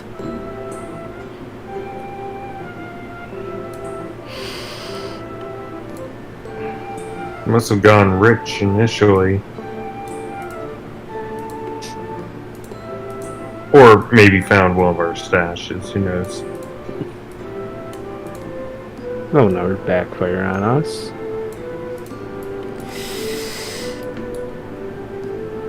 And then 2 use short bows, one on Malachi, the other on Estelle, both of which ping off your armor, and that's them. Okay, so Killbox isn't gonna work. Did they move down and form a Killbox? Is that Yes. what they did? Yes. Okay. So, who's got the grenades? There's only 2 of them, right? No, There's 4 of them. 6 of them. Yeah, there's 6 of them actually. There's just 4 more kind of down here, I think. I can kind of see the edge of them.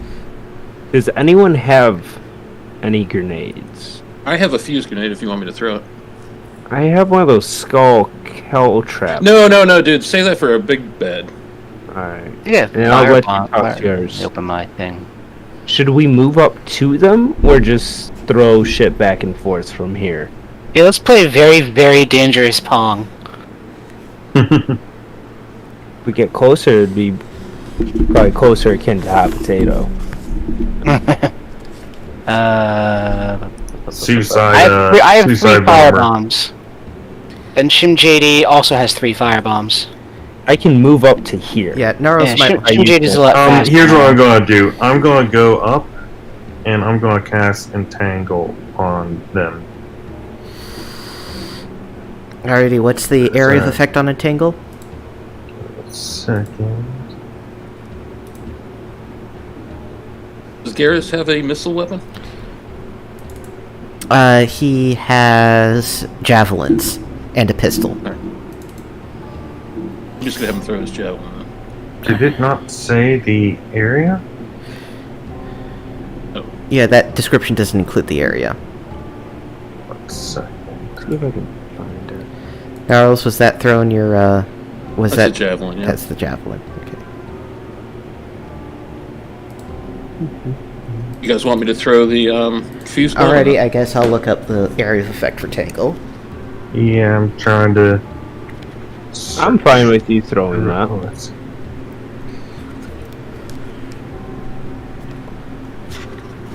I mean, just keep in mind, if I roll a 1, I'm hitting us, right? Possibly.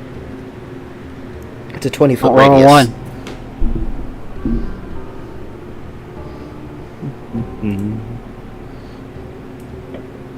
I tried looking it up and all I'm getting is RuneScape.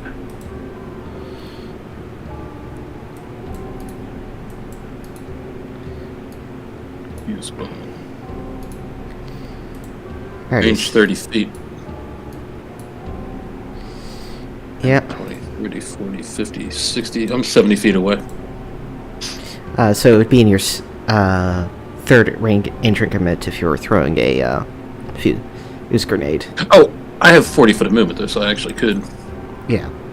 move them Alrighty, through. so the entangle is more than enough to get the entire area. They all have to roll saving throws. They need a 16 or better on a 12 and a 20-sided dice. So I'm thinking about moving up. You guys think that's a good idea? only one makes it. The rest are entangled. So you guys want me to throw the fuse bomb or not? Yes. Right, I'll move can't up really 40 get away. feet, Yeah, move up. and I throw it. Alrighty. 20. Come on. Oh, look at that. That was pretty good. You succeed, Nice. and you're going to be able to hit all of them, so that's 2d4 points of damage. 4. Not bad, not bad. Average. Average.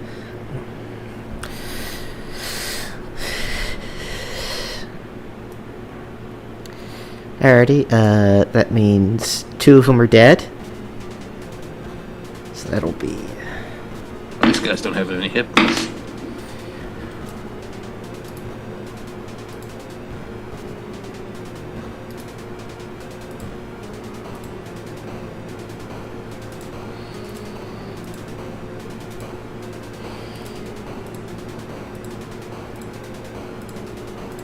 Yeah, they're kind of just like random peasants, you know?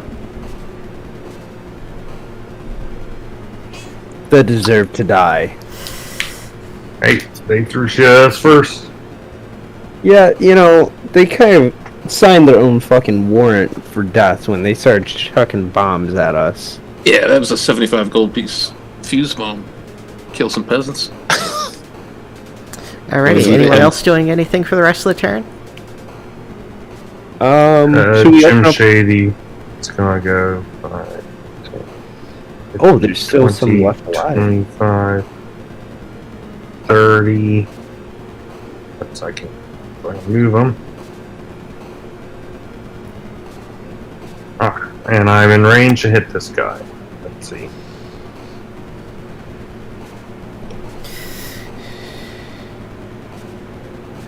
You miss. It is, I'm guessing. If I move through an entangle, is Costs that a double friendly? It costs Oh, double alright. movement. Alright, then Yeah, I'm just for my gonna own go up friends. the edge. Okay. Alrighty, That should be it. Alrighty, that should be it. The peasants will slash tomb robbers will immediately attempt to surrender at this point. It's problematic. Yeah, what do we do? What do we do with prisoners? You have them open doors, walk into rooms, Take any? They're just gonna try and escape. and they're gonna say that we work for Lord Krothos and we killed them. Yeah, or, that we were the aggressors just in general. But they wouldn't if we killed them. I like Right. the way you're talking. That's generally the dilemma with taking prisoners in such a situation. What happened with the hole? Did we get through that? Is that somewhere we could bury bodies? There are a number of holes No, around it was here. if you mean the alcove in which you got the locket, that is too small to put a body in, unless you like blend it and reduce it in a pot for a long time.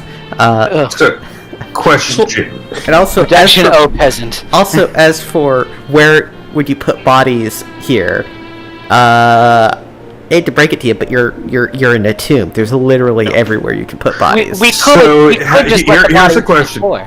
Here's a question.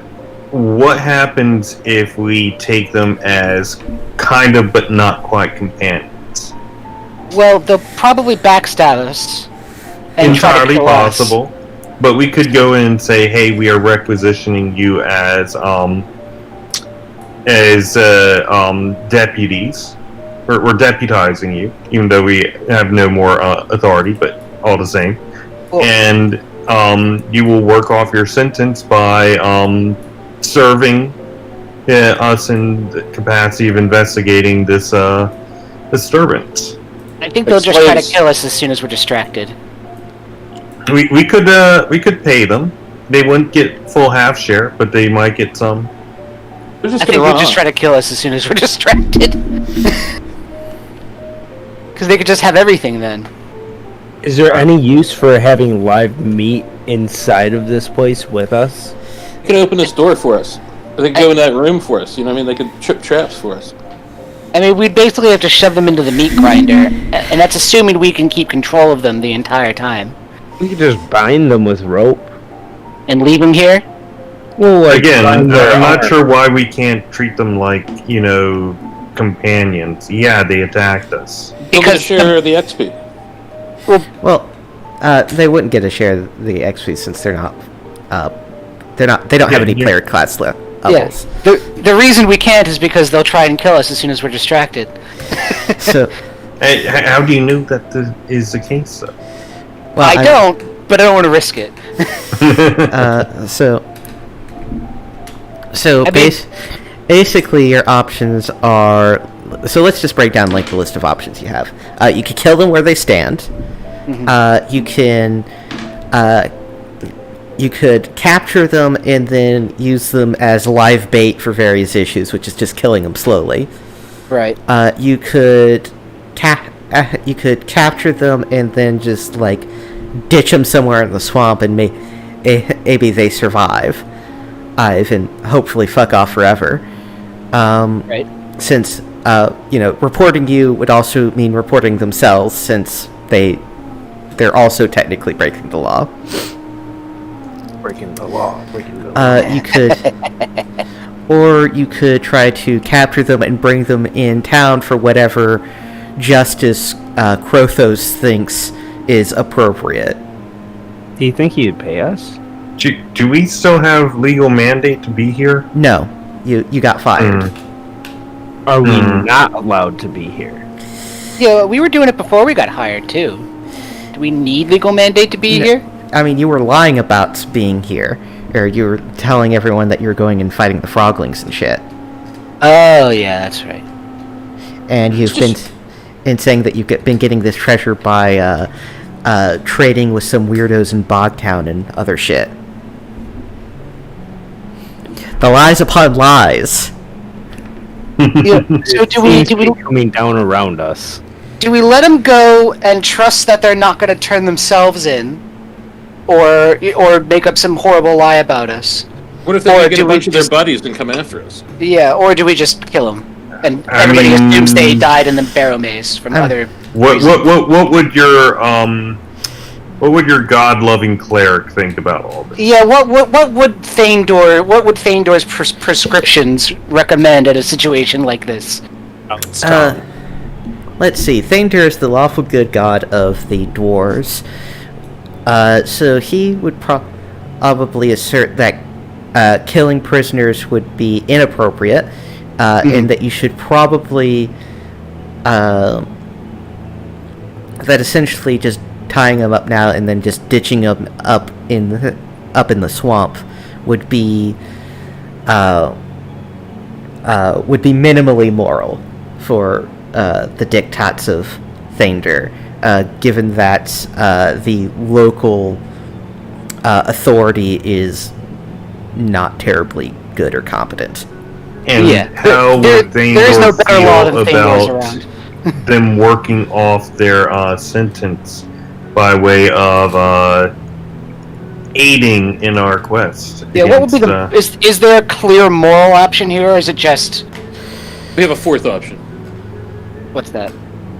I know the spell Charm Person, but I don't have it on me. We can tie them up, leave them somewhere, and then come back, and I can cast Charm Person on one of them. I think we should maybe They will like. not survive the night.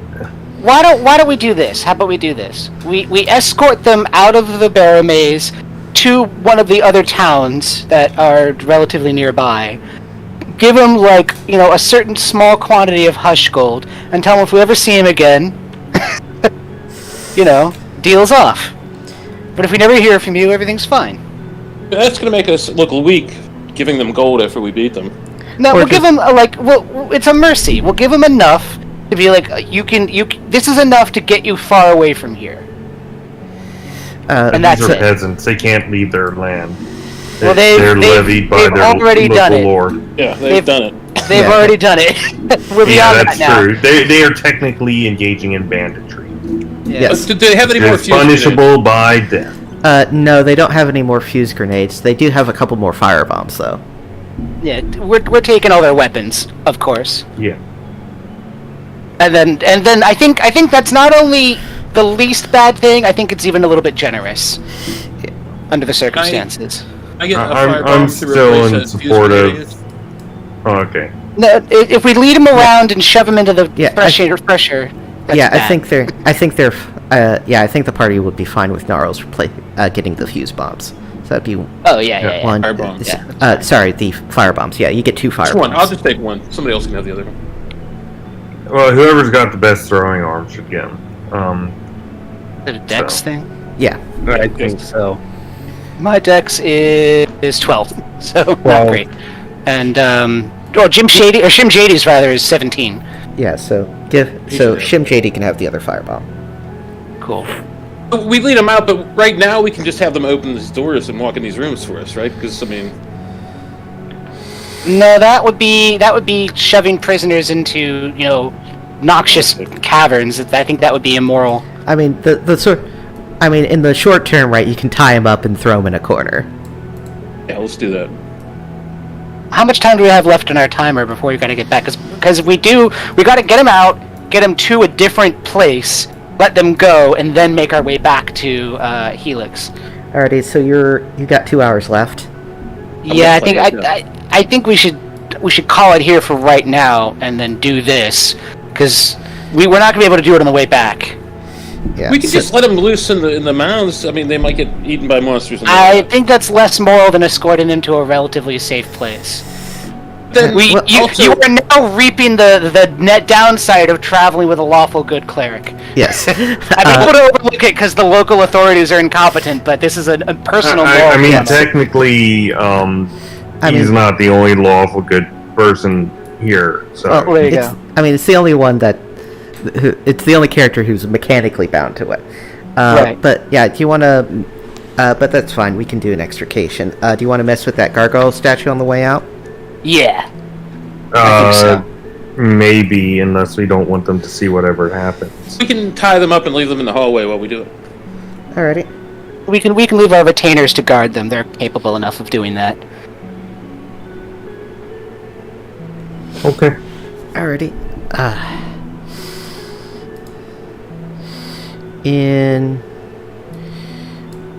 So you go back and you reattach the gargoyle statue's arm? Yes. And we are teleported to a random plane of existence. Yes, the plane of behatted gobbos. There's gotta be one. Conceptual plane. Anyway, the stony fist opens up, and in its palm is a pearl. Wait, we've heard about a pearl. Haven't we heard about a pearl? Have we? I don't remember anything about a pearl. Lore. Familiar. Fail. Well, if the DM hasn't heard about a pearl, then I guess there isn't a pearl, but... I mean, there is a pearl right in front of you. Well... It's not in the notebook, is my point. Is that it a just a pearl? regular pearl? I mean, you'd have to get it identified by a magic user if it was magical in nature. Okay. Huge bronze statue, don't touch anything. Alrighty, so I assume you take the pearl. Yeah. Alrighty, you take the pearl. The orb. Yeah. Yes, Yeah. It is a. Yeah, you were thinking of the orb, not the pearl. that must have been what it is. Anyway, let's do a final extrication roll.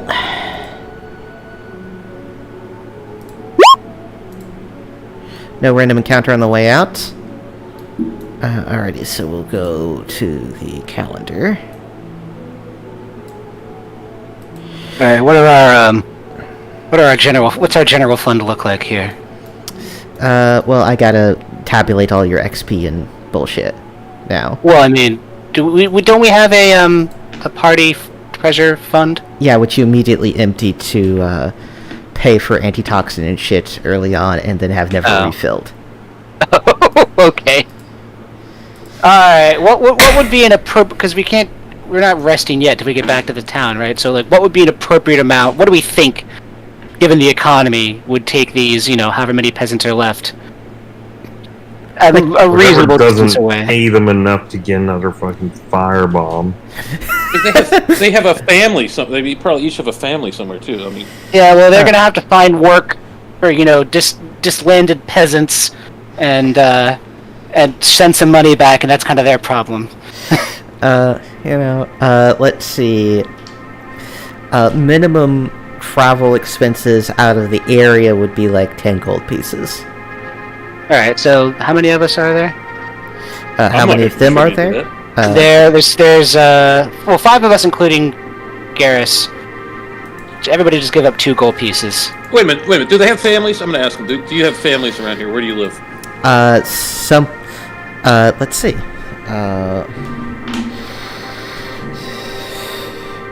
We're going to give them gold, and then they're just going to go home.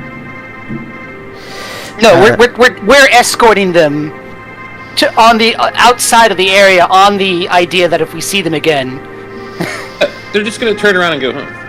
They'll either grow beards or shave their beards and change their clothes, right? Yeah, I mean, they're fine with just fucking off without payments. Okay. They got their... I mean, 2 of their guys died, and they got hit by a bunch of crazy spells and shit, so... Are they from Helix?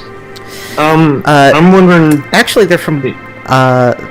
they're from different places. Some of them are from Helix, some of them are from Bogtown, and one of them is from the Iron Guard Mott, actually. Yeah. You know what? Actually, I got some questions for them. have you heard of any movement of various shady figures? You mean besides the bunch of people who've come to Helix in search of treasure? Indeed. You Perhaps mean us people or the who head have- or somebody else?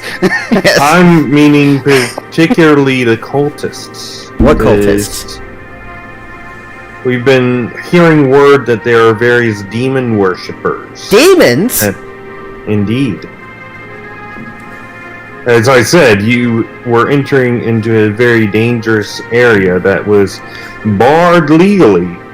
Yeah, and you decided to attack us while we were trying to get you to leave a place that was in active investigation. Look, you're like, what are you trying to convince them of at this point?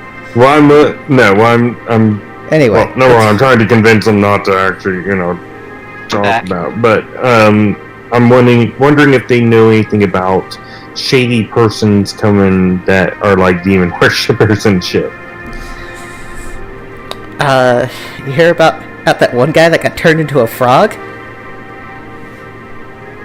It's the second time. He we've turned heard back. No. So okay, This sounds non-newt. All right. No, he did not get better. Been a while. It's a holy grail. I guess they don't have anything of note then. Okay. Alrighty. And then you manage to traipse your way. So you let them go, and then you manage to traipse your way back to Helix. That'll take you a couple days there to rest, and now I gotta go and tabulate all your fucking XP and bullshit. Yeah. Accounting! The greatest adventure. Hey, you're the DM. She signed up to do the numbers. Well, I'm curious as to what's going on with that pearl. Yeah, let's take that to. That'll get Huzzah. identified. It is a Pearl of Power, first level. What does it do? It means once per day you can restore a first level spell slot. Oh, Whoa! Now, I hate to want to claim that, but it does give me an additional heal. It's that's basically a given. It gives Additional me heals. an extra sleep. Which Mm. one's more valuable? can we cut it in half? No. I think we can. Wait! Probably Is trade this it back a? Yeah, is this a thing that can be traded back and forth, like when we go back for resting up? Yeah. You hold on. You hold on to and- it since you can heal, and then if the situation calls for a sleep spell, you can just hand it to me. Right. Yeah. Does that work? Yes, that sounds good.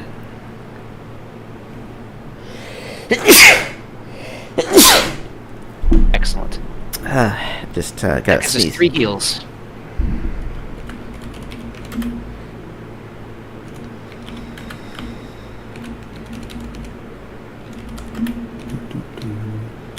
Has anyone here ever played? Is it alright if we go a little off topic? Sure. Did- It's a bunch of dead space. You can say whatever you want. I had a feeling.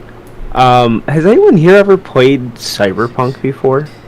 The tabletop RPG or the video game? Tabletop. No, I have not. I have it. I have a Cyberpunk 2020 somewhere, but I haven't played it. Always looks super cool. I love the game, but I feel like I'm just gonna ruin it by playing the. Well, so like what I like about the game, you mean 2077? yeah. Well, the gameplay is fine. Like, there's not a whole lot to do really, unless you like shooting things. But the atmosphere is amazing in that game. So if I could have that atmosphere plus kind of actually something to do, which I think a tabletop RPG would really parlay into, I think that would be really neat. So I would be up for Have playing they that. fixed all the bugs in it? Actually, it's done Cyberpunk? quite a Yeah. bit. Yeah, it's actually quite. I mean, the bugs are. Yeah, the bugs were always going to get ironed out. My problem was always kind of content, but they are going to have a big update pretty soon, apparently, because they just had edge runners come through. Yeah, I think I'm on like episode 3 or 4 of it. It's pretty damn Oh, yeah. good. I just finished episode 3. It is quite good. Is it better to play the game first or Edge Runners? I would say if you're interested in kind of like all the fun little tidbits, as you're watching the show, you'll see like similar things. Like I think the main character is in the same exact apartment that you get in the beginning of the game. Yeah, we live in a mega building in a generic apartment and takes the monorail and all that kind of stuff. So it is fun to like be there. Yeah. Yeah, the first couple episodes when his mom was driving him down the road, I think I could figure out which road it was if I had the time in games to actually look around. That first episode particularly, now since we're on the subject, I really loved the way it like established what a regular person's life in that city was like. Yeah, they did a good job like building all the background. Yeah. I wonder how much CD Projekt Red actually had to do with the creation of it. Where it was handed off. My guess is it was mostly a background lore thing, but the studio they handed it off to is Studio Trigger, who are, even their bad shows are still pretty good. So I'm curious though, how well does it fit to the established cyberpunk genre, as in the, philosophic, yes, and all that movement? The game or the Edge game. Runners, or the game you work with the cops all the time. Game? Well, there's one thread, there's one like story bit where you can work with a cop. Still too much. It is a lot, but and you kind of work in the main storyline. You kind of work with the main corpo security. But that's common for for cyberpunk. So it works pretty well. I think it still fits with the same what happens if we give up the control of technology we literally put into our bodies to gigantic amoral international corporate nonsense. So it does play with that pretty well. Like I said, in my opinion, the atmosphere is really, really good. The game I thoroughly enjoyed, and I'm kind of a sucker for glitchy games. I knew the game was going to be rough when it first came out, so like watching my brother play it while I was waiting for mine to download, like if he looked in one direction, his screen turned completely black, and like if you move it slightly, there was like rays of black that shot past him. It was crazy. I didn't have anything permanent. I didn't have anything quite that bad. I did have a glitch where my car would sink into the road randomly. Just driving along, all of a sudden, and bam, you're stopped because you just glitched through the ground. Yeah, I had the same thing actually just happen to me on my motorcycle. I took a weird jump, and when I landed, I think I assumed my bike kept on going and stopped about halfway through, and it almost blew up my bike. It turned on fire. It was good. And now, what I do quite like one of the new update things. I haven't got a chance to try it yet, but I saw it in the patch notes where you can keep you get an item with a certain stat, and then you can change the aesthetic look of that item so you have like a coherent aesthetic design for your character, which is great because I have some screenshots of me going into the final battle in like a headband, goggles, and yellow hot pants. It's like an MMO, it's that kind of thing. But they pull a Final Fantasy 14 and they let you do like an aesthetic thing. So you can do skins but maintain the same. Yeah, you don't get the stats of anything that looks better. It just looks nicer. And I'm like, I don't know if I agree with that in terms of a cyberpunk thing. You should be getting more and more inhuman as you get more and more, physically powerful. That's why I enjoyed it, was that as you were playing it, you kind of just picked up and used what you could get at the time, so every once in a while you would pause and look through your inventory, you're like, who the fuck is this person? The only time I can really think of, like, I didn't get the big brawler arms, so I don't know really how they look. I did get the mantis, the what? The big ones are gorilla fists. Yeah, the gorilla fists. I didn't get those. I did get the mantis blades, and those, like, when you're not using them, your arms look all, like, fucked up, because they're, mechanical and they split open. And when you are using them, you just don't have hands anymore. You just have these big fucking mantis blades. Well, here's a better question. Is it a crab? Is it a starfish, a circular starfish, or is it an octopus form? That's the best. Oh, because of the different bionics of them, like this. If you were to upload yourself, Kilroy and I discussed this a while back. Are you best with a spheroid octopus style thing, a starfish, a crab, or other? Octopus. They can get out of so much shit. I mean, if you, it depends, this is a side question, but like, because you don't, that's not like a thing in Cyberpunk, the uploading into the animal thing, but like, not animal, not like just shape. Yeah, I don't know if you can really do, you're still basically a human, through the whole game, but like, to answer the question, if you're a completely space-based, spheroid is probably the best way to go. Because you always have an arm in the direction you need it to go. Always have a sense in the direction you need it to go. If you're underwater, octopus is probably great because you have a directionality. So either a spheroid or an ovoid? Yeah. Well, I mean, if you're on the land, probably, I mean, it depends where you're on the land. I could see a crab working alright. They can move in any direction on the surface. Can crawl up walls and shit. I mean, if you're like in a firefight, you want to have a really thin profile, so some sort of the game's not that detailed, unfortunately. And they took out they were gonna have if you had the mantis blades, you could climb walls and shoot from up there, but they took that out. I know in Eclipse Phase, one of the big battle morphs that you can upload your mind to is basically a floating disc. Yeah, that's what I was actually talking about. Yeah, Eclipse Phase. My beloved character in Eclipse Phase was an octomorph, and that was fun. Nice. Yeah. Wait, what is that called? Is that Pearl of Power consumable, or is it... It's reusable every day. Oh, yeah! So we can trade that off, yeah. We can, yeah. Awesome. How many first level spells do you get a day? I get 2. So we can either heal up to 3 people, or we can drop up to 3 people off of ropes.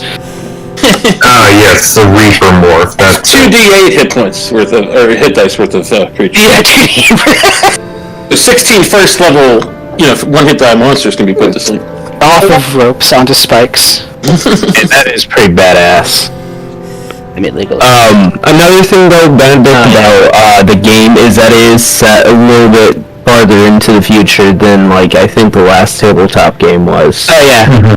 It's 57 years, in fact. Cool. And that, like, it takes place after one of the big written missions for Cyberpunk 2020. The Arasaka thing? Yeah, the assault on Arasaka Tower. Yeah. That is a canon thing. Although Johnny Silverhand looks real different. You can actually get his alternative skins now too. Is that just a clothes thing, or is that like it changes his head? No, it's it changes his whole model. It's like more just like normal Keanu Reeves. Oh, okay, still Keanu Reeves. Frankly, the octopus things from the Matrix are probably the best form. You gotta admit. Is that the one below? That's the one in the bottom. Yeah. That is pretty cool. It kind of looks like a fucked up beholder.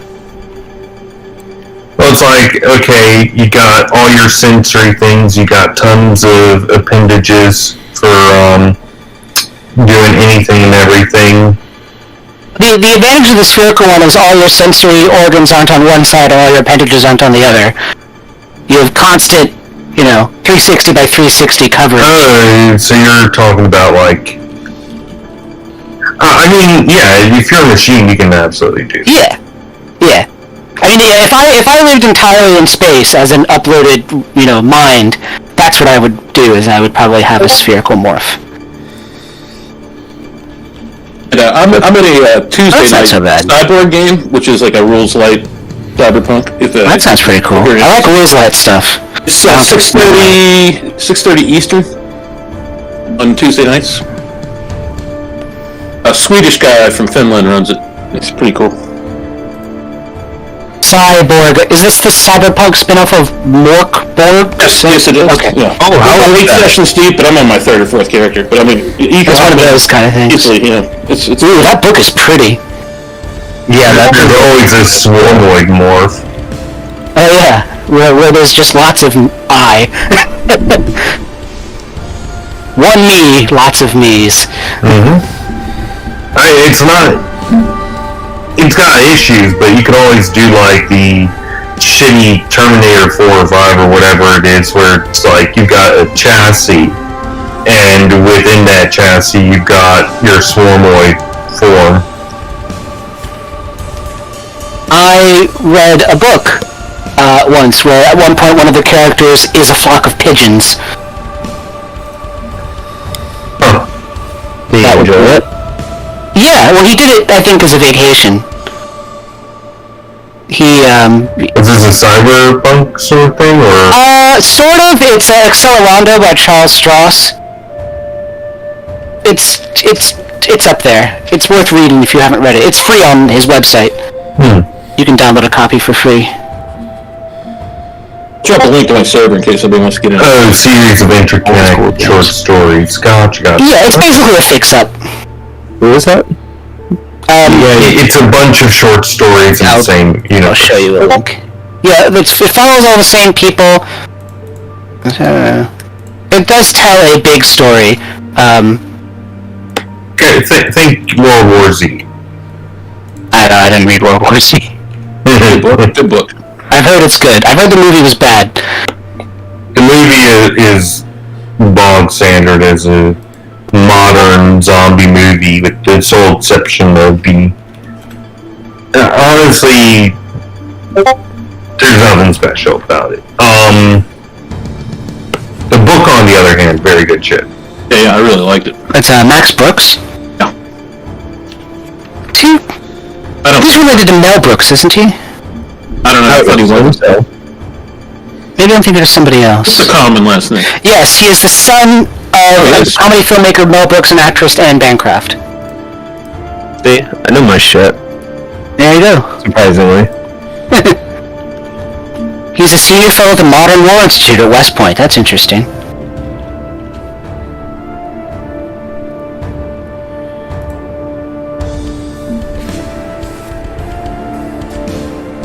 He used to write for Saturday Night Live.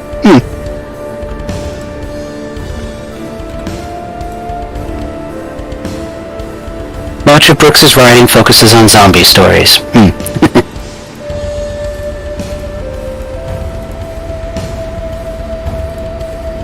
Interesting that his name is Brooks. Because Mel Brooks' name is not Brooks. It's Kaminsky. Maybe he changed his name. Yeah, like Why officially. his name? Linsky is so much better. Yeah, Melvin Kaminsky.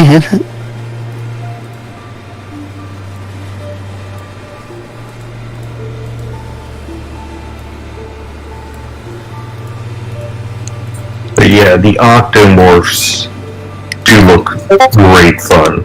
I'm not gonna lie. Yeah. But you've got like a brain of tentacle, right? That's real life.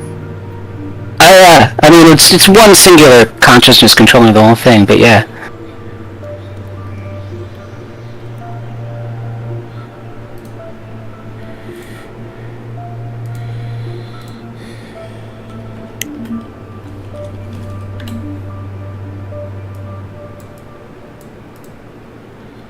Oh. Didn't know Anne Bancroft died. 2005, huh. That's too bad.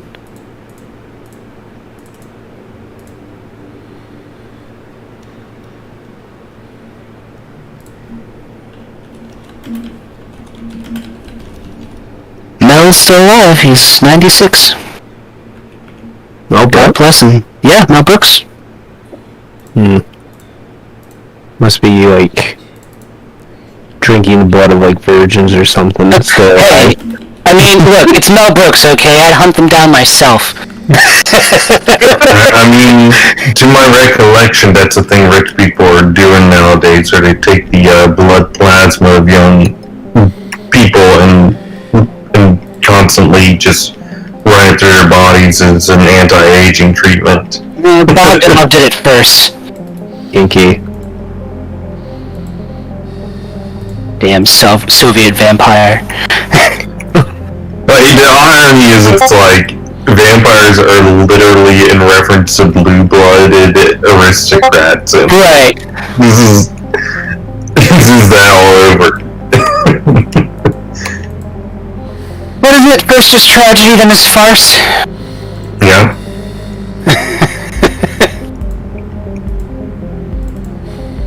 Somebody important said that. Can't quite recall who. Let's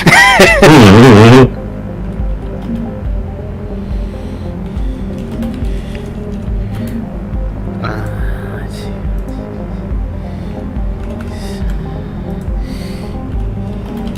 Honestly, that Pearl of Power is a great find. That should cut down on our recovery times substantially, to say the least. Yeah, 3 whole, so it's basically like going up a level. Mm-hmm. Alrighty. Boy. So, Is it time to do basic math? You know how I hate basic math. here's your XP and GP shares. So your main character gets the full share. If you have a retainer, he gets the half share. And Garrus will be getting the half share, and I'll be updating his character sheet for him. Oh yeah. Did you level up? No. But it is gold. Yeah, it's gonna be a day or two before I level up. Next time I level up, I hope I actually get like some good hit points for once. Nah. You just gotta roll like I do. I'm at 9 hit points now. I'm a frontliner. I'm kind of fucked. Yeah, I have more than 3 times your hit points. I have 31. Elves are just naturally a little dainty, alright? Yeah, it's It's not okay. his fault. You just mature at a slower rate, it's fine. You'll get there one day.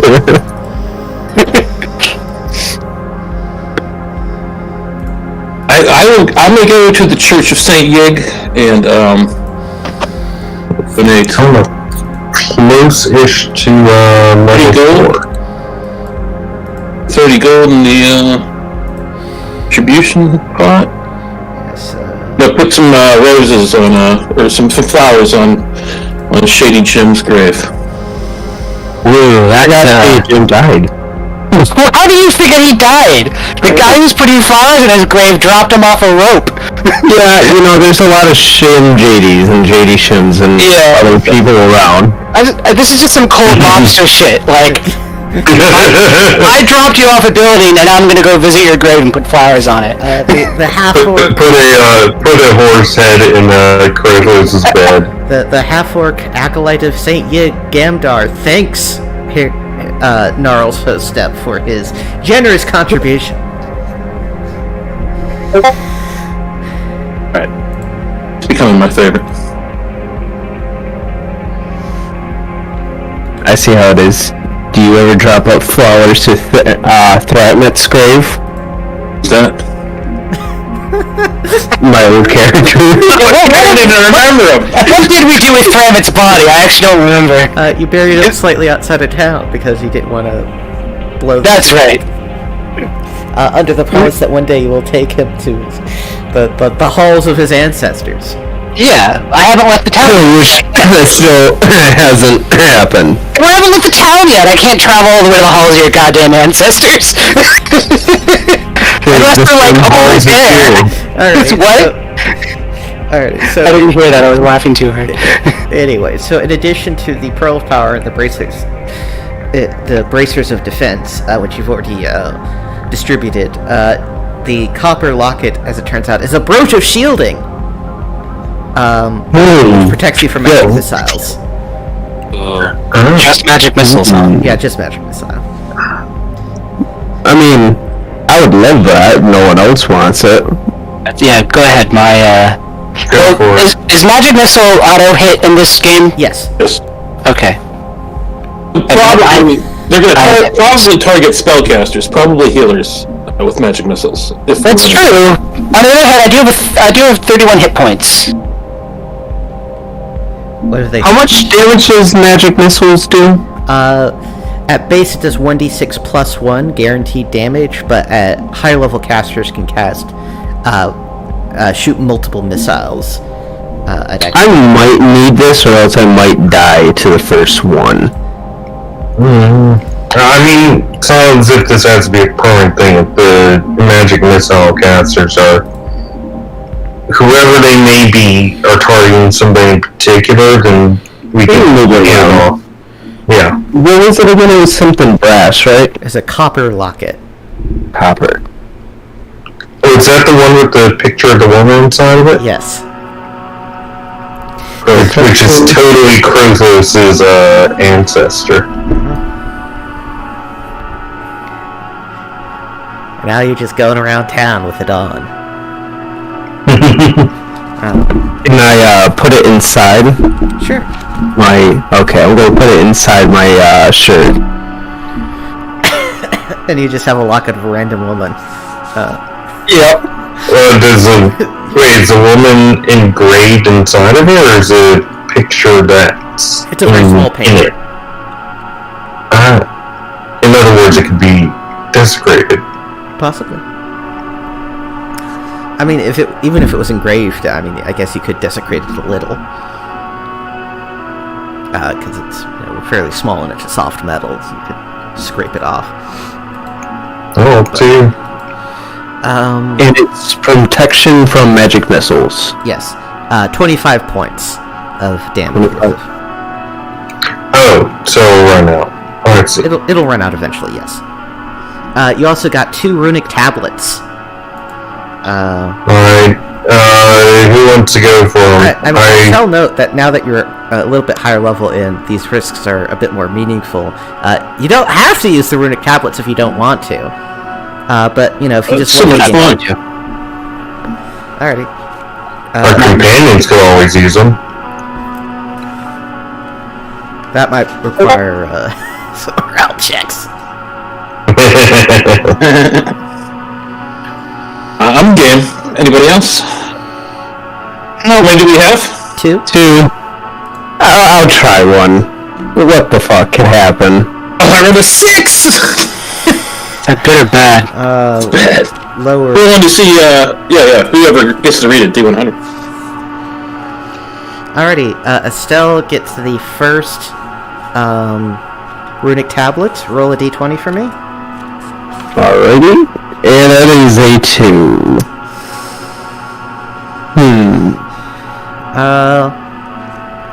Roll a save versus spells. Oh boy. Save versus spells. That would be a fail. Cool. This is gonna be fun. Uh-oh. You have I always amnesia. make good decisions. Oh.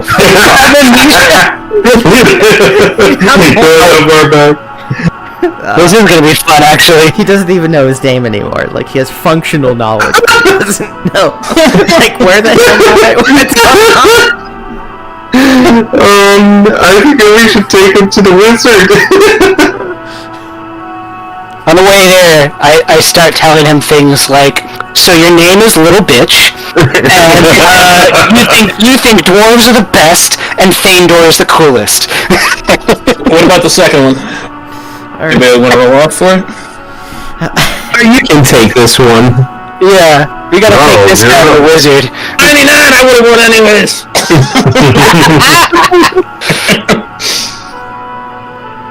What is it, a D20? Yep.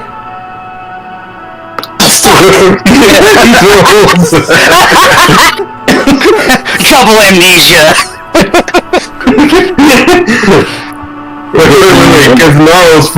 Because Esto forgot, maybe he should roll again. Alrighty, I'm gonna need a save versus spells from Gnarls. You get endowed with all my memories that were taken from me. And now you think you're Estelle and Gnarls. I'm successful. Thank God. That would have blinded you. Oh my God. Fully blinded, huh? Well, he's already half blind. Yeah. I've been taking measures to make my spellbook in Braille. Altered, you know what I mean? Just in I'm sure that's the case. Absolutely. Anyway, that takes care of the 2 runic tablets, and now Estelle's not. Now Estelle believes his name is Little Bitch. So, Estelle, you know you owe me 100 gold. What are you gonna do about that? Can I ask other people in the group if they also know if I... You owe me 100 too. We made a bet, a group bet, and you owe me and him 100 gold. What was the bet on? Whether you'd remember what we were talking about. Oh. Makes sense. Like I say, yeah. I'm trying to. What is my moral obligation here? Probably to not let Yeah, you can't rob our dear friend Little Bitch. Convincing him that his name is Little Bitch is still cool, though. Yeah, no, because that's not really harmful. Plus, I'm getting him to agree to worship Thandor forever. Well, you and me come from the same town. We're old friends. But actually, question: what is Thandor's position on amnesia like this? Are they the same people? It's the same person as Little Bitch. Look, bro, the information on the religion of Thandor is literally like a paragraph long. It doesn't really say There are souls. There are souls in this universe, Yes. this existence. He has the same soul, ergo he's the same person. Yes. So I think that would be the best argument, right? Souls are a real thing. They are indivisible and immortal. He still has the same. Your identity is tied to your soul. He still has the same soul. He's still the same person. And yet, memories are stored in the brain unless the soul has been interfered with here. Dun dun dun. No, I mean he's not the same person in the sense that he's still Windwalker. He's the same person in that he has the same soul, and thus is the same literal thing. Let's just go to his character sheet and rename it till Little B.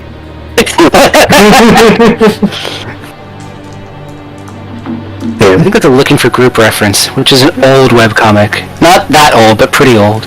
I read that. It was a long time ago. I don't remember this reference right though. Oh, it's what's his name? Richard, the evil sorcerer. Yeah, the evil warlock. Yeah, he had like a little demonic dude that was his like bound servant, and his name was Little Bitch, but written backwards. Oh. Okay. I can't take full credit for that one, but it is funny. You wanna buy anything? Yeah, I mean, we're coming out to the end of the time for the session, so. I don't know if I need anything. I think I'm good. I think I'm good as well.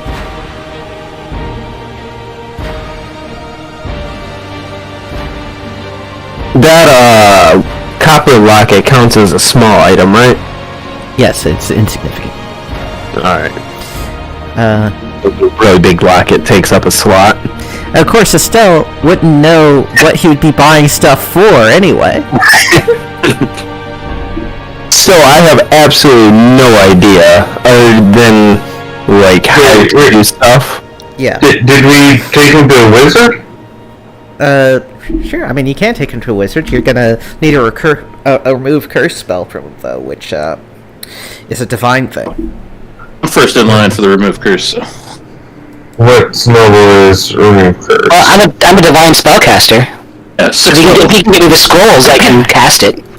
You're gonna need to find a 6th level divine magic user who. Oh. Well, you're waiting 2 more levels. Just don't let me die. I mean, it's a level and a half. It's a level and a half. That's what it is.